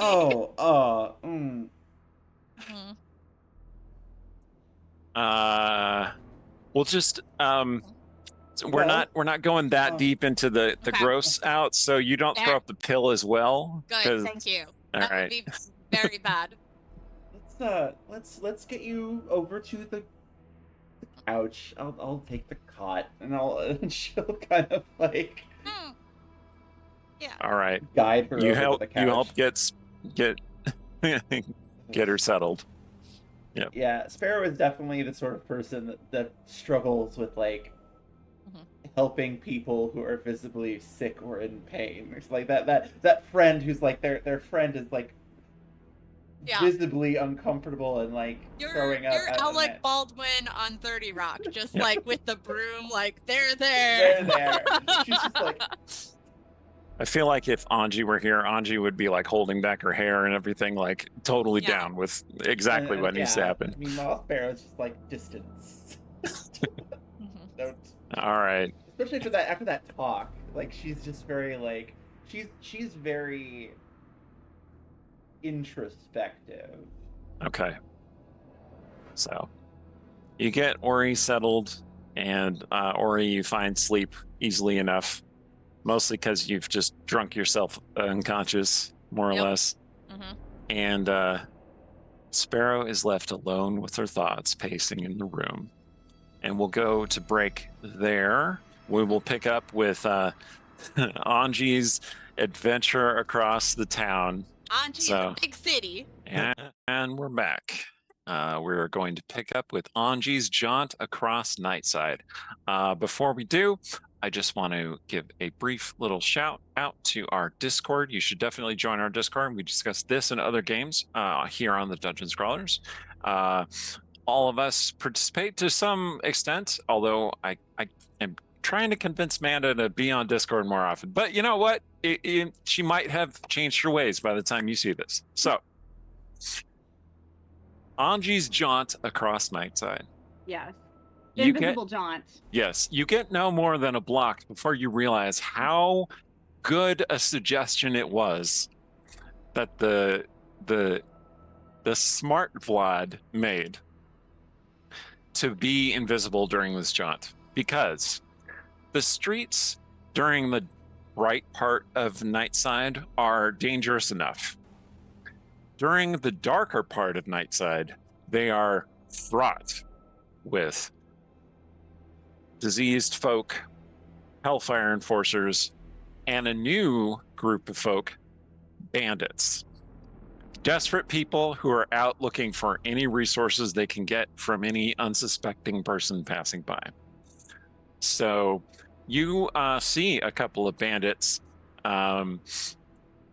not 2 blocks away from the manor's gates, thinking about harassing one of the sheet-wearing plague victims and thinking better of it. Instead, they go after a person walking alone farther down the block. Do you want to intervene, or do you want to take this opportunity to sneak past? I'm going by. I am single-minded of purpose at this moment. All right. You hear a wail of alarm, and you see people running off down the block. Not my circus, not my monkeys, not my circus, not my monkeys. Okay. As you are walking along, you hear the sounds of clashing steel just kind of echoing through the streets. You hear moaning, people who are in pain and upset. Probably the worst of it is that you hear a baby crying in one of the buildings that you pass by. You let me know if you want to intervene. Absolutely not. Okay. And eventually you pass over the Bleak Bridge into Duskfall. And here in the Market District, it is worse. There's more coin here, and more importantly, there's more food here. It seems that thieves and bandits are breaking into buildings and mugging people for their supplies. You see somebody lying on the side of the road, bleeding and obviously dead, having been mugged and killed, with their purse open, just like a couple of coins spilling out. So whatever they took from this person, it wasn't their coin. You can take the coin if you want to. No. Okay. And Literally you hear, not slowing down. you It's hear, not enough that I have to like go slow enough so as to not like rattle the cobblestones or accidentally run into somebody or anything like that. So I am just like, no, I am not pausing. I am not slowing down. I'm just going. Okay. Yeah, and you hear moaning sounds as of something totally unnatural. No living creature would make that sound. It sounds like a rasping death rattle mixed with a scream of some kind. And you do turn a corner and find yourself face to face with a trio of zombified people that loom out of the darkness. Their skin is kind of like drawn slack against their bones, hanging down, and like you can see the red underneath their eyes, that kind of thing. And they're slavering slightly as they're walking along, and they just kind of shuffle along seemingly aimlessly. They are, however, blocking your path. Do you want to wait to see if they go around, or do you want to try and find a different path? What do you prefer? I will yeah, just like pause a little if I have to, and like over to the side and like see if they can't shamble past, and then I can keep going. Okay. All right, you move over to the side. Make a stealth check, please. You have advantage because you are invisible. The 9. Okay, they don't see you. Wait, that's okay. I was like, wait, I have advantage, but yeah. Yep. Even with a 9, they don't see you. Their passive perception is pretty bad. And yeah, they shuffle past. You hear some shouting from behind you and the sound of a rifle cracking, and one of the zombies stumbles and falls over. It seems that some patrol folk, Hellfire perhaps, or maybe guards employed by the Soul Drops, sure, have engaged the zombies. The zombies start heading toward them. You want to head on your way? Yep. All right. You see the white tower standing in the middle of Nightside, the evanescent tower that is only there at midnight, where Lilith met you what seems like an eternity ago. But it was like day before yesterday. Yeah, it was literally like 2 days ago. It was like day before yesterday, but yeah. Yeah. Okay. And the tower stands in silent vigil over the darkened, chaotic city. And you have a sinking feeling that things could be much worse and will be much worse. Yeah, that makes sense. Okay. Yeah. Unless you're going to change your route, you make your way past the evanescent tower, past the Dark Chalice, which is the tavern where one can find Dumont. I don't know if Anji knows anything about that whole thing with Ori and Dumont. It like has been vaguely a witness to some interactions, but Okay. like I'm not trying to pry. All right. Especially not in what might be Hellfire business. No, thank you. And then you come within sight of the cathedral. Sure enough, lights are blazing in the cathedral. They do some of their most significant work late at night. You do see, however, that the gates are closed. No one's coming in or out. And there are 2 Hellfire guards standing outside the gates with halberds, the blades of which are flickering with flames that lick off into the smoky air. They don't seem to see you because, you are invisible. But they seem placed there to keep anyone out, or a darker thought occurs to you, keep people in. And yeah, this is a lock the doors and burn the church down kind of a thing, and I'm not a big fan. But can I possibly get in without going through the gate? Can Yes. I like slip through bars of the fence or like climb the fence somewhere where it's not gonna like bother them? There is an entryway, which is up on the rooftops, and there's like a narrow board that's between the rooftop and the tower. Yeah, And- that's where we're going. Like, Sparrow is quite dexterous, and that's very convenient for Sparrow. And the others as well have been okay with doing this. Anji seems like the kind of entertainer who wears heels. I don't know, but like maybe you have a moment when you're balancing on this board, like all the things I do. Like I'm regretting my life decisions, but I'm not chickening out. Okay. A cool wind flickers past, and you almost lose your balance. I'm going to need you to make a dexterity saving throw, please. Okay, you know what? That's so much better than needing to make an athletics check that I am happy to give you that die roll. That's a 12. Okay. Yeah, you catch yourself. You actually slip and catch yourself like on the board, like on all fours on the board. The board shakes a little bit. So happy I'm invisible, so nobody saw that. Yeah. Far below, I should emphasize, at least 100 feet below, a guard peers up like, did you hear something? And you make your way through. The underside of the board is actually painted in kind of like a dark gray that matches the general skyline of this part of Nightside. Because it is almost always night, that is a feasible thing to do. It just makes the board less noticeable. Like, it doesn't make it invisible. It's like the color the Navy paints the underside of jets. Like, it's, yeah. Right, exactly. So yeah, you get into the tower, breathing a little heavier than you might want. You hear coughing sounds, which are clearly Tarrant coughing. We don't hate that because it means he's not dead. So coughing means breathing. Breathing is good. So yeah, I'm going to cease being invisible and head over to where he is. Okay.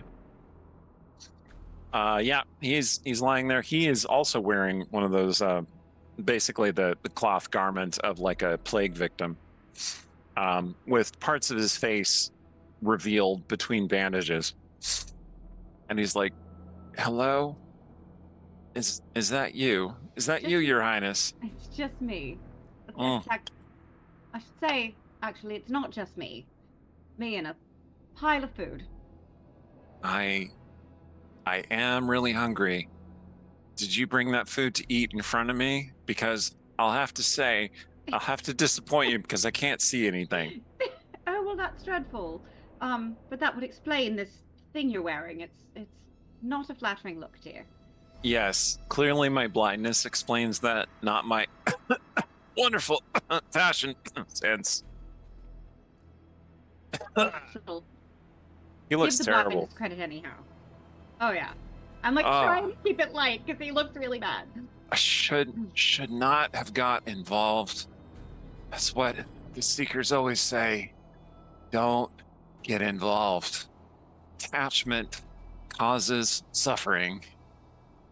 A lot of things cause suffering. You cause suffering. Always, indeed. Yeah, you'd think I would know this by now. Darling, haven't you figured it out? You'll never learn. Apparently not. Anyhow. And she's Fast gonna, hands, not fast thoughts. start unwrapping things and like handing him. Okay. You do food notice that easy to eat without like needing to see it. So like rolls and like veggies and like things that are easily right. It's not going to be a bowl of soup with like a spindly spoon and like a thing that could slosh. Okay. Are you going to feed him? I'm going to hand him things and see how well if he can handle feeding himself. Not very well. Not very well. Well, you do notice that your goblin assistant Stinky is not here. Okay. He seems to be alone. Tarrant seems to be alone. Evening is also not here. Okay. Not gonna ask. If they, because I'm my guess, Auntie's guess is that they like ran off because someone is here with the plague and they would like to not have the plague. So I'm not gonna ask if he even knows that they left or like if he knows where they went. I'm just gonna pretend that never even crossed my mind. Okay. Not here for them anyway. He's like, this is really good. Hard to swallow, but really good. Where did you find this? And like she takes a second because she's about to be like sarcastic and snarky, and she's like, "We've acquired a client, mercantile family, dwarves, on the far side of town. They fed us a rather generous supper, and I requested a parcel from the kitchen to bring back to you." Okay. This whole time I've been trying to figure out if you're real or a dream. And that shit you just said seems like a dream.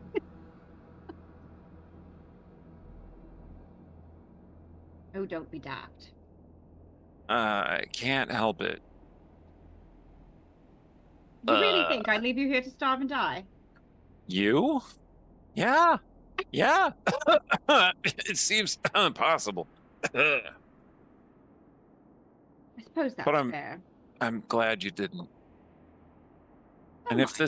if this is a dream and I am gonna die, at least it was a pleasant one. Considering. Oh.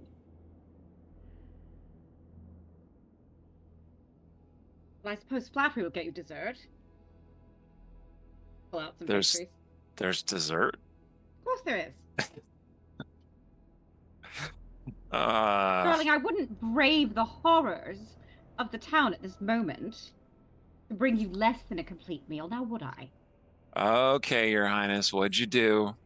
I didn't do anything. What'd you do that you need my forgiveness for? Because you should know that you never need my forgiveness. I have done nothing that requires forgiving. Not so far. Although I have agreed to assist in a decapitation later on. Oh, that sounds like real. Okay, maybe this isn't a dream. All right. I hear the fellow's rather terrible. Yeah, who is it? That helps. Who are you going to kill?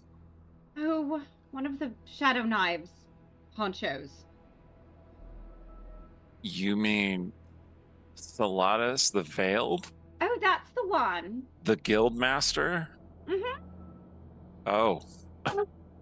Well, good luck with that.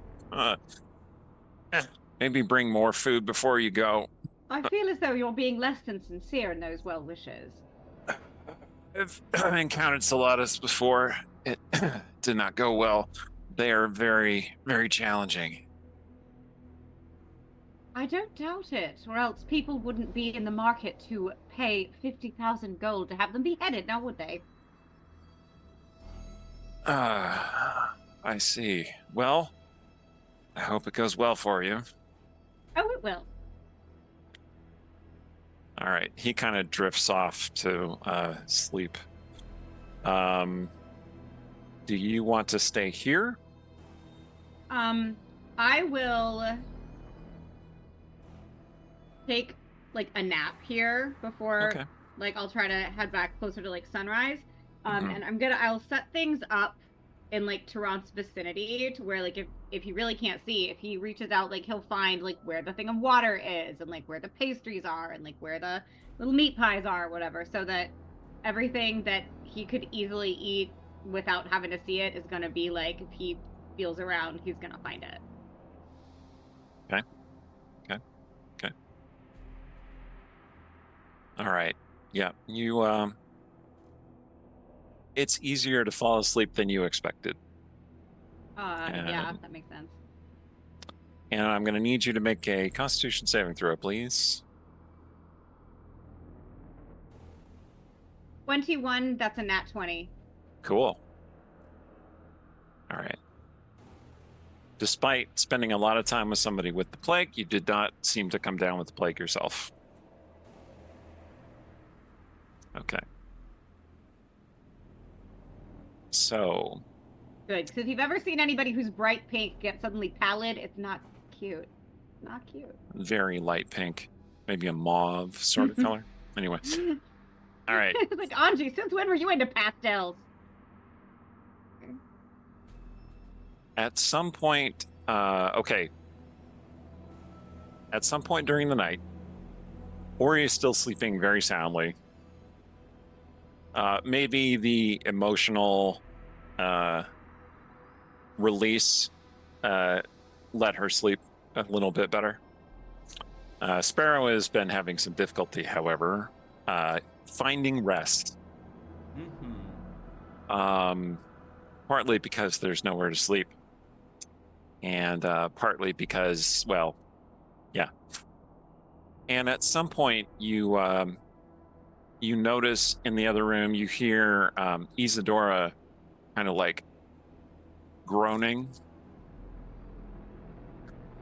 And then she wakes up and she's like,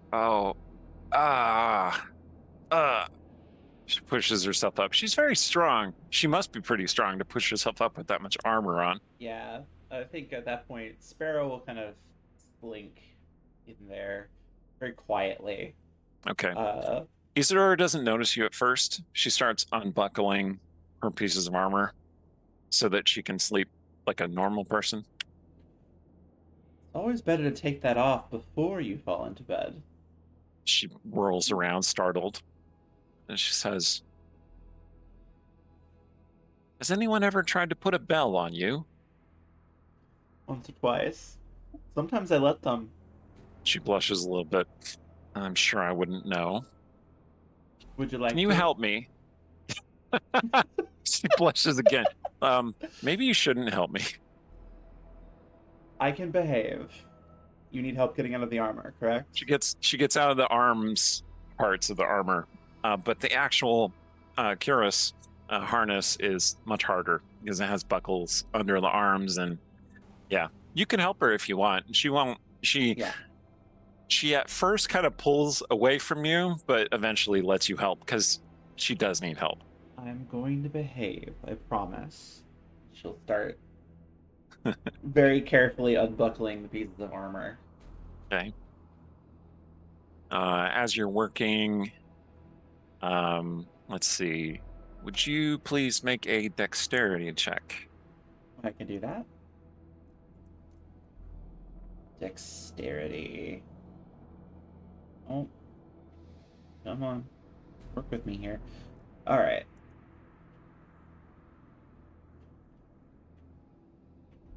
Okay, that's only a 10, unfortunately. Okay.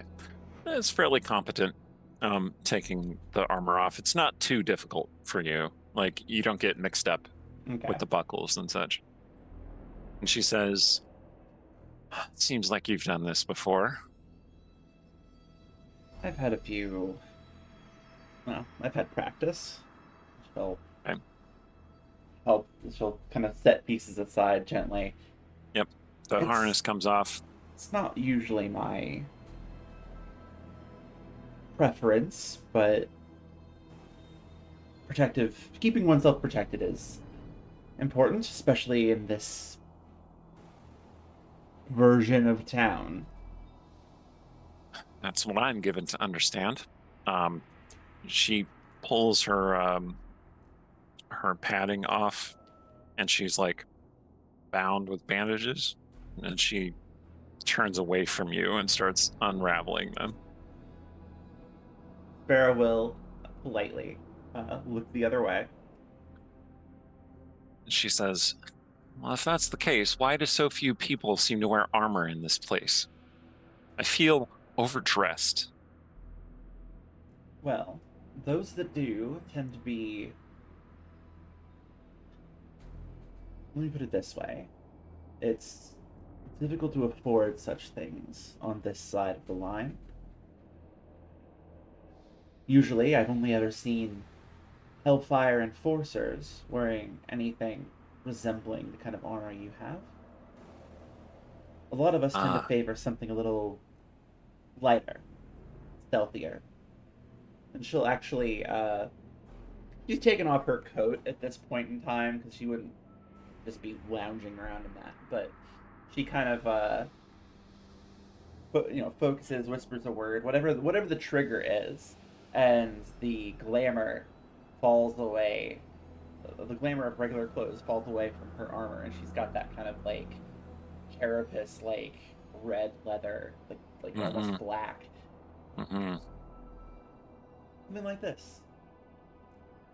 She looks over her shoulder. She has very broad shoulders. She's a very muscular lady. She looks over her shoulder at you and kind of go, I see. Easier to move in, lighter, faster. Exactly. Yeah. And the I magic on suppose. this is rare, but helpful, and she'll reassert the illusion of it being a regular outfit. You must be an accomplished scoundrel then. I'd certainly like to think so. I've been around the block a few times. I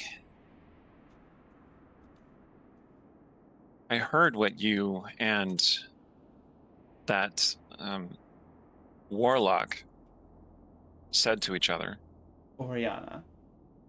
And did Right. you now? I didn't mean to overhear. It just the rooms are small. And the wall is thin.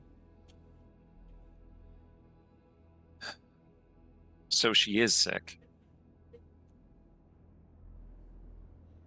She is. But as I said, she's not going to die. No. No, indeed. I want to help you if I can. What help can you provide? I am a wielder of the power of the light itself. The Church of Eris teaches us all manner of healing skills that might prove effective. Have you had a chance to test them so far? Not on any host that is still alive. It's there. I have found that sufferers of the plague are very susceptible to flame and radiance. It's possible, I think, that weaving together healing magic and fire magic might be able to burn the plague out of someone. And you could But do that I for would her. potentially, I would not want to hurt her. Well. But No. she is of devil heritage, and that does provide some resistance to flames. True. And if it could help, I don't see why we couldn't bring it up to her. True. We should have her consent at least. Yes, I fully agree. I apologize. It's not my intention to come between you in some way. Come between us. She blushes again. I am interfering with your business and your relationship, such as it is. Our relationship is sporadic, beautiful, when it's good, and when it's bad, well, usually that's my fault. Yes. I think I might know what you mean. She looks away into the middle distance. Some good old middle distance staring. Yeah. I'm hardly perfect, as much as I like to claim otherwise. Well. That is one way in which we differ. I am perfect. Are you now? She smiles like I just made a joke. And laughs a little So bit. you do have a sense of humor. Apparently, when the armor is off. Well, then the armor should be off more often. I am not as fast or agile or flexible as you. That remains to be seen.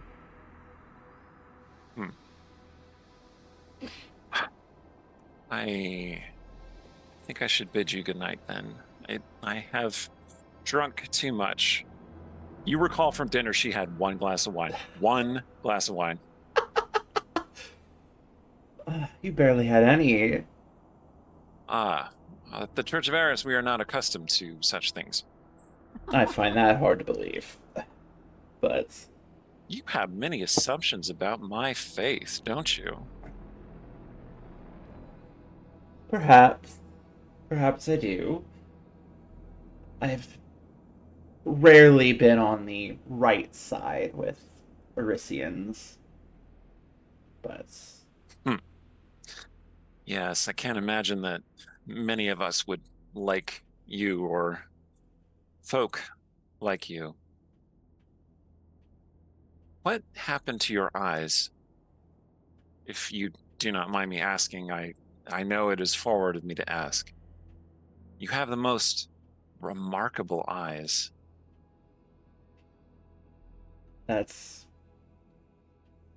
There was an accident. One that claimed a lot of lives. Those that I called family. Not blood, but closer. I understand. I understand. It left me marked.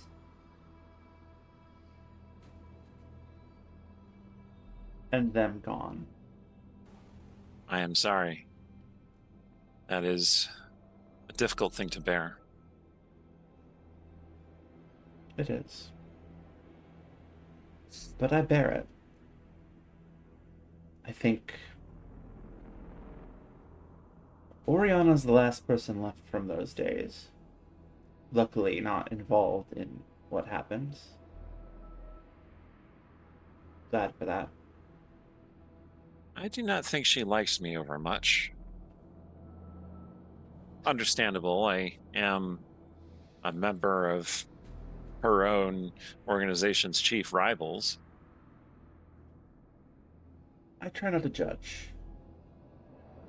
I see. Friends and allies, enemies, lovers, they can come from all sorts, whether you think they're going to be on your side or not. I tend to roll with whatever comes my way as best I can.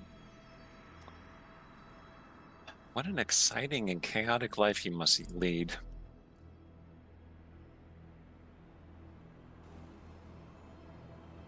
It is something like that. I should really bid you goodnight at this point. I am starting to say strange things and I should sleep. So, good night. And we'll see if I can help you and Oriana in the morn, if there is ever light in this place. It does get a little less dark. Good Less night. dark, she says. All right, good night. Good night, priestess. Good night, She'll- scoundrel. And Yeah, with a little yeah. grin, she'll kind of blink back into the other room and flop on the couch. Her mood significantly, at least a little bit improved. Isadora sits on the couch and she's like, scoundrel. All right. So, we are nearing the end of our allotted time for today, but there's a little bit extra that I want to play out that takes place the next morning. So, Oriana, you were the first to awaken. Hi. You find Sparrow there, resting in the way that elves rest. She is conked out like a human. Like, she is just out. Resting in the way humans rest. The way Sparrow rests. She's snoring, smiling slightly. Maybe she's having a good dream. Isadora is up in the other room. You see that she has put her armor back on. Well, you don't know that she took her armor off, Yeah. so she looks the same. Yeah. Although she has brushed her kind of honey brown hair many, many times, and then tied it in this intricate braid. And then she says, "Oh, how are you? How are you feeling?" That is gratifying. Brianna looks at her dubiously, is there a reason I should not be? Not necessarily, but I am given to understand that you suffer from that you have the plague. I'm given to understand that you have the plague. She's not very good at I am not very good at subtlety.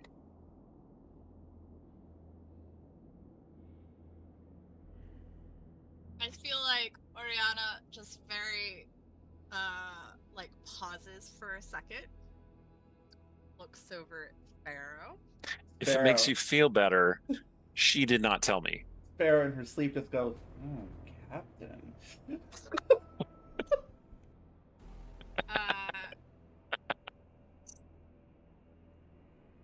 She did not. I am very intuitive. Not very subtle, but I pick up on things. Oriana just, like, stares at her. Like, basically, it yes. is very much that,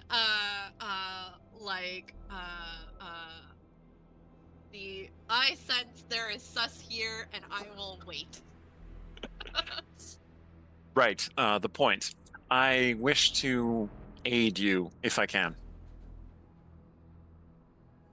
It is so rare that one has an opportunity to study a sick but cooperative subject, assuming that you wish to cooperate.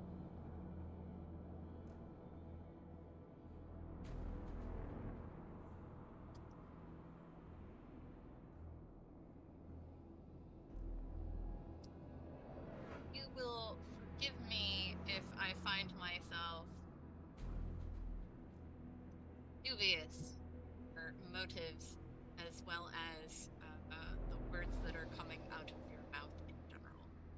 Yes, I am not necessarily the most well-spoken of orators.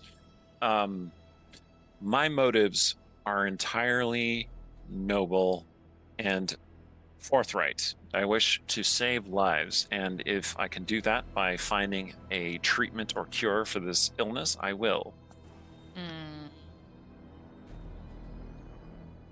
What would this entail? Well, I should like to study your blood. No. All right. Are you certain? I don't know how things work in Dayside, but there are a great many things that any sort of magic user can do with the blood of another one given the talent. I met you quite literally yesterday. I understand. I understand. If that is your concern, I shall return your blood to you after I have studied it. You could watch me the whole time.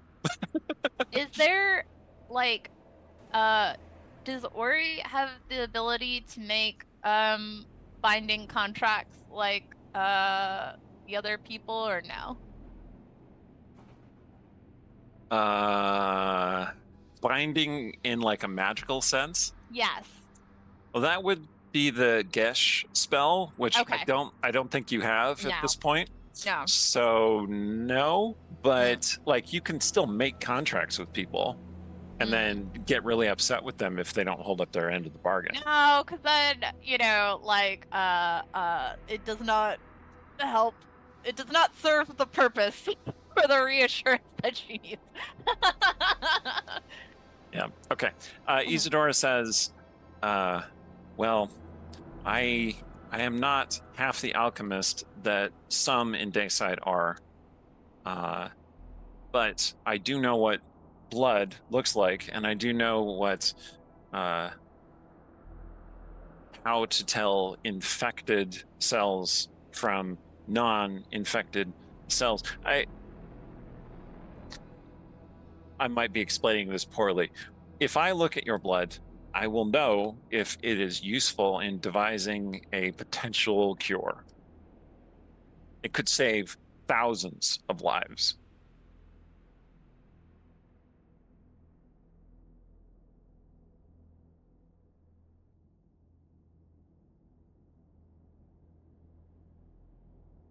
I will agree under the condition that I will you sign a contract that you are going to be utilizing, doing exactly what you say, or the in the way that you say it, and my blood will be returned to me upon the completion of this task. And failure to do so will result in you pledging service to Hellfire. She pales a little bit. She says, well, I would certainly never violate that particular contract. I have pen, I have ink and paper. I'll draft this unless you have a magical way to do that. She looks kind of intrigued, like, maybe. Oh, all right. She writes that down. Okay. In into the trade tongue that is common that you both speak. This will be given to an agent of my choosing for safekeeping until the task is complete, at which point it will be done. All right. She pulls out a dagger and pricks her thumb with it. Yep. She looks like pleased with herself, like she intuited this correctly. She puts her thumbprint next to the line where she would sign it. Oh. And she kind of like grinds it in there just to like squeeze extra blood out. And then she dips the pen, the quill in the blood, and then starts to kind of like scratch out her name in blood on the contract, which you know is not necessary. Yeah, no, or he's just letting her do this. Like, yes. Okay, and she has to go back to that well several times because it's not a lot of blood that she put there, but by the time she's done, it is like it soaks through the paper, and then she finishes. Sorry. She signs her name.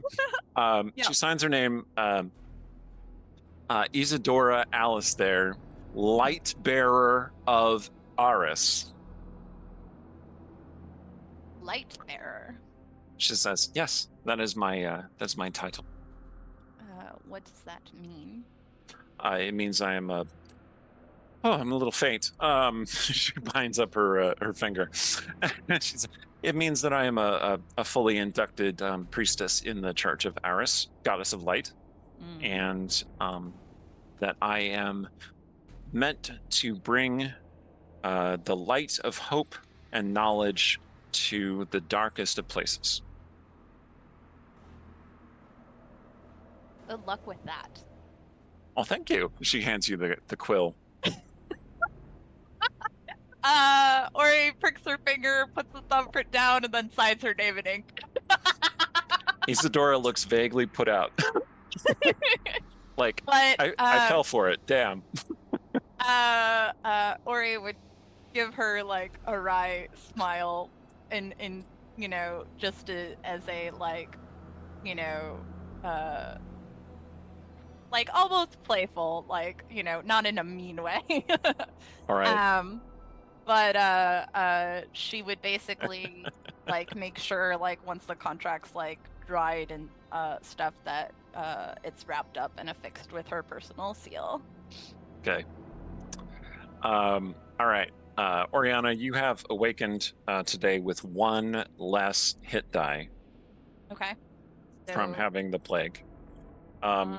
Your long rest would heal half of your hit dice normally, so 3. Okay. Okay. So in this case, it healed 3. Okay. And then you have one less, like you lose 1 from there. So if the 3 healed you back up to full, then you would lose 1. Right. Okay. So the 3 hit points. No, not 3 hit points. 3 hit dice. Oh, okay. Okay. Yeah.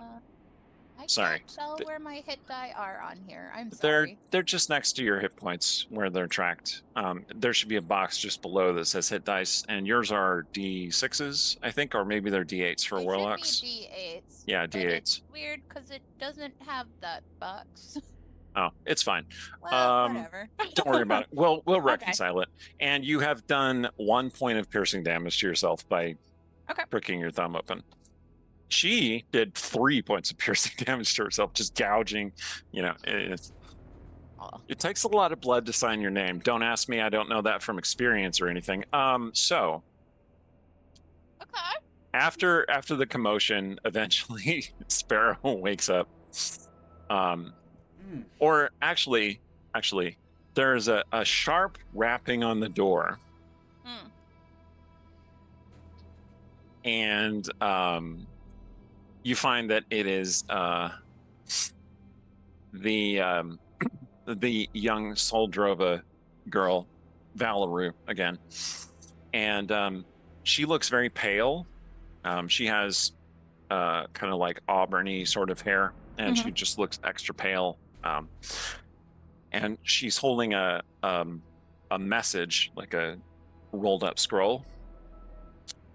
And she hands it to you. Okay. She says, "This just arrived for you." You see that it has a little animal design of some kind. Like maybe that's a badger, maybe that's a boar, maybe that's a bear. You're not sure. Okay. And the little design has wheels, like a little bear with wheels. Do I recognize this? Make an insight check.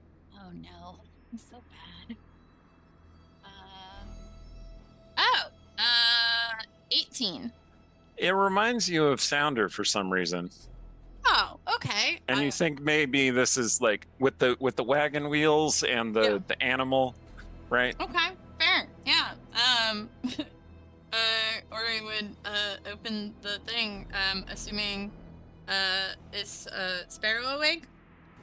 Yeah, the knocking woke Sparrow up. Okay, cool. Yeah. Sparrow, you jolted awake saying something. What was it? Not what? Not there? What? Wait. You okay, darling? It seems like there is an urgent matter that is probably leading to the horrible death of our comrade. Far too early for that. Tell them to come back later. Death and horror never seem to wait. Coffee first. Okay. Bloody hell. The message says, terrible horror. Join me at the Spire. Okay. And it's signed Sounder. Postscript. I just drew that symbol. Kind of cute, huh? All right. All right.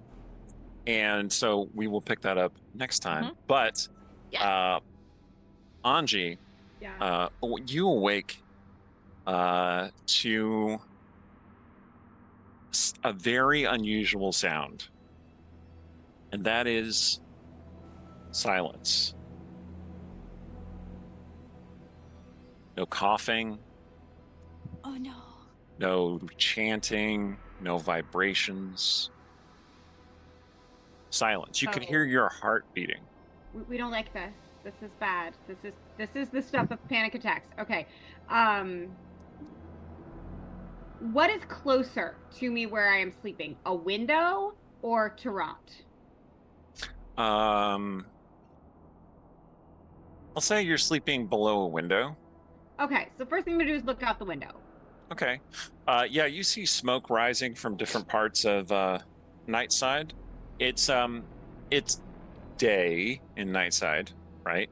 Right. I was hoping to be up around dawn, so yeah. Yeah, well, you've slept longer than that because you were up really late and you were really tired. Okay. But yeah, it is day at this point. You see smoke rising from certain parts of the city. And you see that some buildings are actively on fire. Not near you, just kind of off in the distance. Okay. Does it?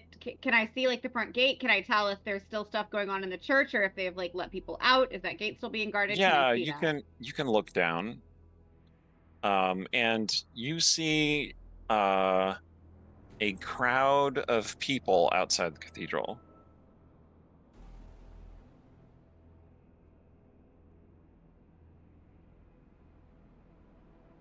I'm Who are all just kind of staring silently at the cathedral gates. Okay. Inside the gates or outside the gates? They're outside the gates. Gates are Okay. shut tight against them, Okay. Okay. like locked I'm from the gonna inside. check on Tarant because I Okay. need to leave. I need to get out of here, but like also I'm not gonna leave without like telling him I'm leaving. Okay. Sure enough, you do find, you find Tarant's bed empty. Like there's a depression where he was. He's not there. And then you smell something, which is the smell of toasting bread. Yeah, I'm gonna. Who's making toast, yo? Like, let's see what's All right. happening there. You make your way cautiously into the kitchen area, and you see Tarant toasting bread on the little fire place that's set up there. And he says, "Oh, morning. How are you?" He's not dressed in the sheet anymore. He looks like his normal self. He's wearing a like gray tunic sort of shirt. It's loose around the neck, so it kind of like open to his shoulder. It's like, I feel a lot better. I can see that. Even your fashion sense has improved. Ha. Well, I just I put on what was there, and then you hear a high-pitched shout of Auntie Angie, and Evening rushes up and hugs you. Oh, hello there, dear. Hi. I need to be going. But, She says, Uncle Tarant was sick and I healed him. You did? That was Yeah. you, dear. I'm really sleepy though. I'm gonna go take a nap. Well, all right then. Will you read me a story? I don't believe I have the time, but perhaps Uncle Tarant is now in good enough spirits he could do that for you. Tarant is he's sitting there staring at the bread, which is starting to burn because he's left it too long on there. Just as soon as he rescues that bit of toast from the flames. Oh, and he corrects his error. The toast is a little bit blackened. He has burned the bread a little bit. It's still food. He says, "Yeah, it's the strangest thing. Did you come back? You must have come back last night, and we talked. Did. That was real, not a dream. You didn't dream of me, darling. I was really here. You were very dreamlike, but I had to make sure you were taken care of. I don't know the next time we'll be back. You were more than a bit incapacitated, and I just feel you were fed and cared for, and did you give me something? Some medicine or? It's a bit of bread, a touch of meat, and a decent helping of dessert is all. Keep saying it was her. I'm curious to find out just how she might have gone about that, because, well, Oriana ate the same food you did, and she, well, I haven't been back, but hours later she did not have such a miraculous turnaround. Oh, wait. He steps over toward you, and he picks up this kind of hat, which is like it has big muffling sort of bits of cloth on the sides, and he puts it on your head, and then he covers his own ears, and well, he points to the bells first of all, and then he covers his own ears, and then he's like, and nothing happens. Yeah. And then he uncovers his ears, and he takes the hat off. And he says, "They didn't ring the bells." No. In fact, it's been oddly quiet in all quarters this morning. Why wouldn't they ring the bells? I don't know. He heads over to where the bells are hanging over the there's like a long opening that there's a rope that goes up through. Like a belfry. Like a bell tower. Like yeah. a belfry. Like a belfry, yeah. And he looks down. And he says, "God's above and below." What? And you look down and you see you can distantly see the cathedral floor, like the nave and area that the worship services happen in, and it's full of bodies. Ew. And that Ew. is where we will leave things for today. Okay. Tune in next time to find out what is going on. Maybe. Oh no. I have been Eric Scott DeB, member of the Dungeon Scrawlers and DM of Greymantle, a setting that is developed mostly by Allie over there and partly by me, and it is going pretty well. I'm really digging the aesthetic. I'm going to give another shout out to our Discord. Come join the Dungeon Scrawlers Discord. There should be something down below, somewhere around this video that should lead you there. We talk about this game and other campaigns.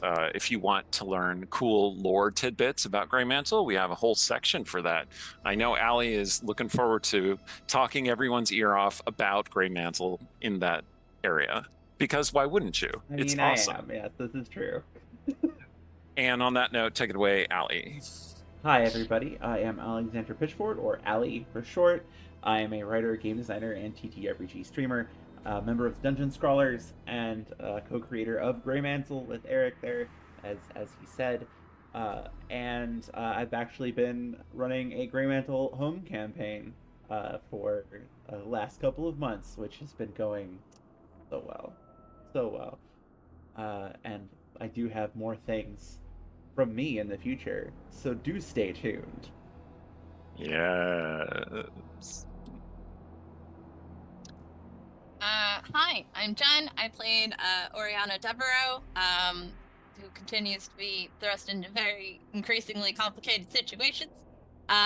You can find me on the internet at Savage Sparrow. SavageSparrow.com is my super awesome website where I make nerdy apparel and accessories for leveling up your look at the table.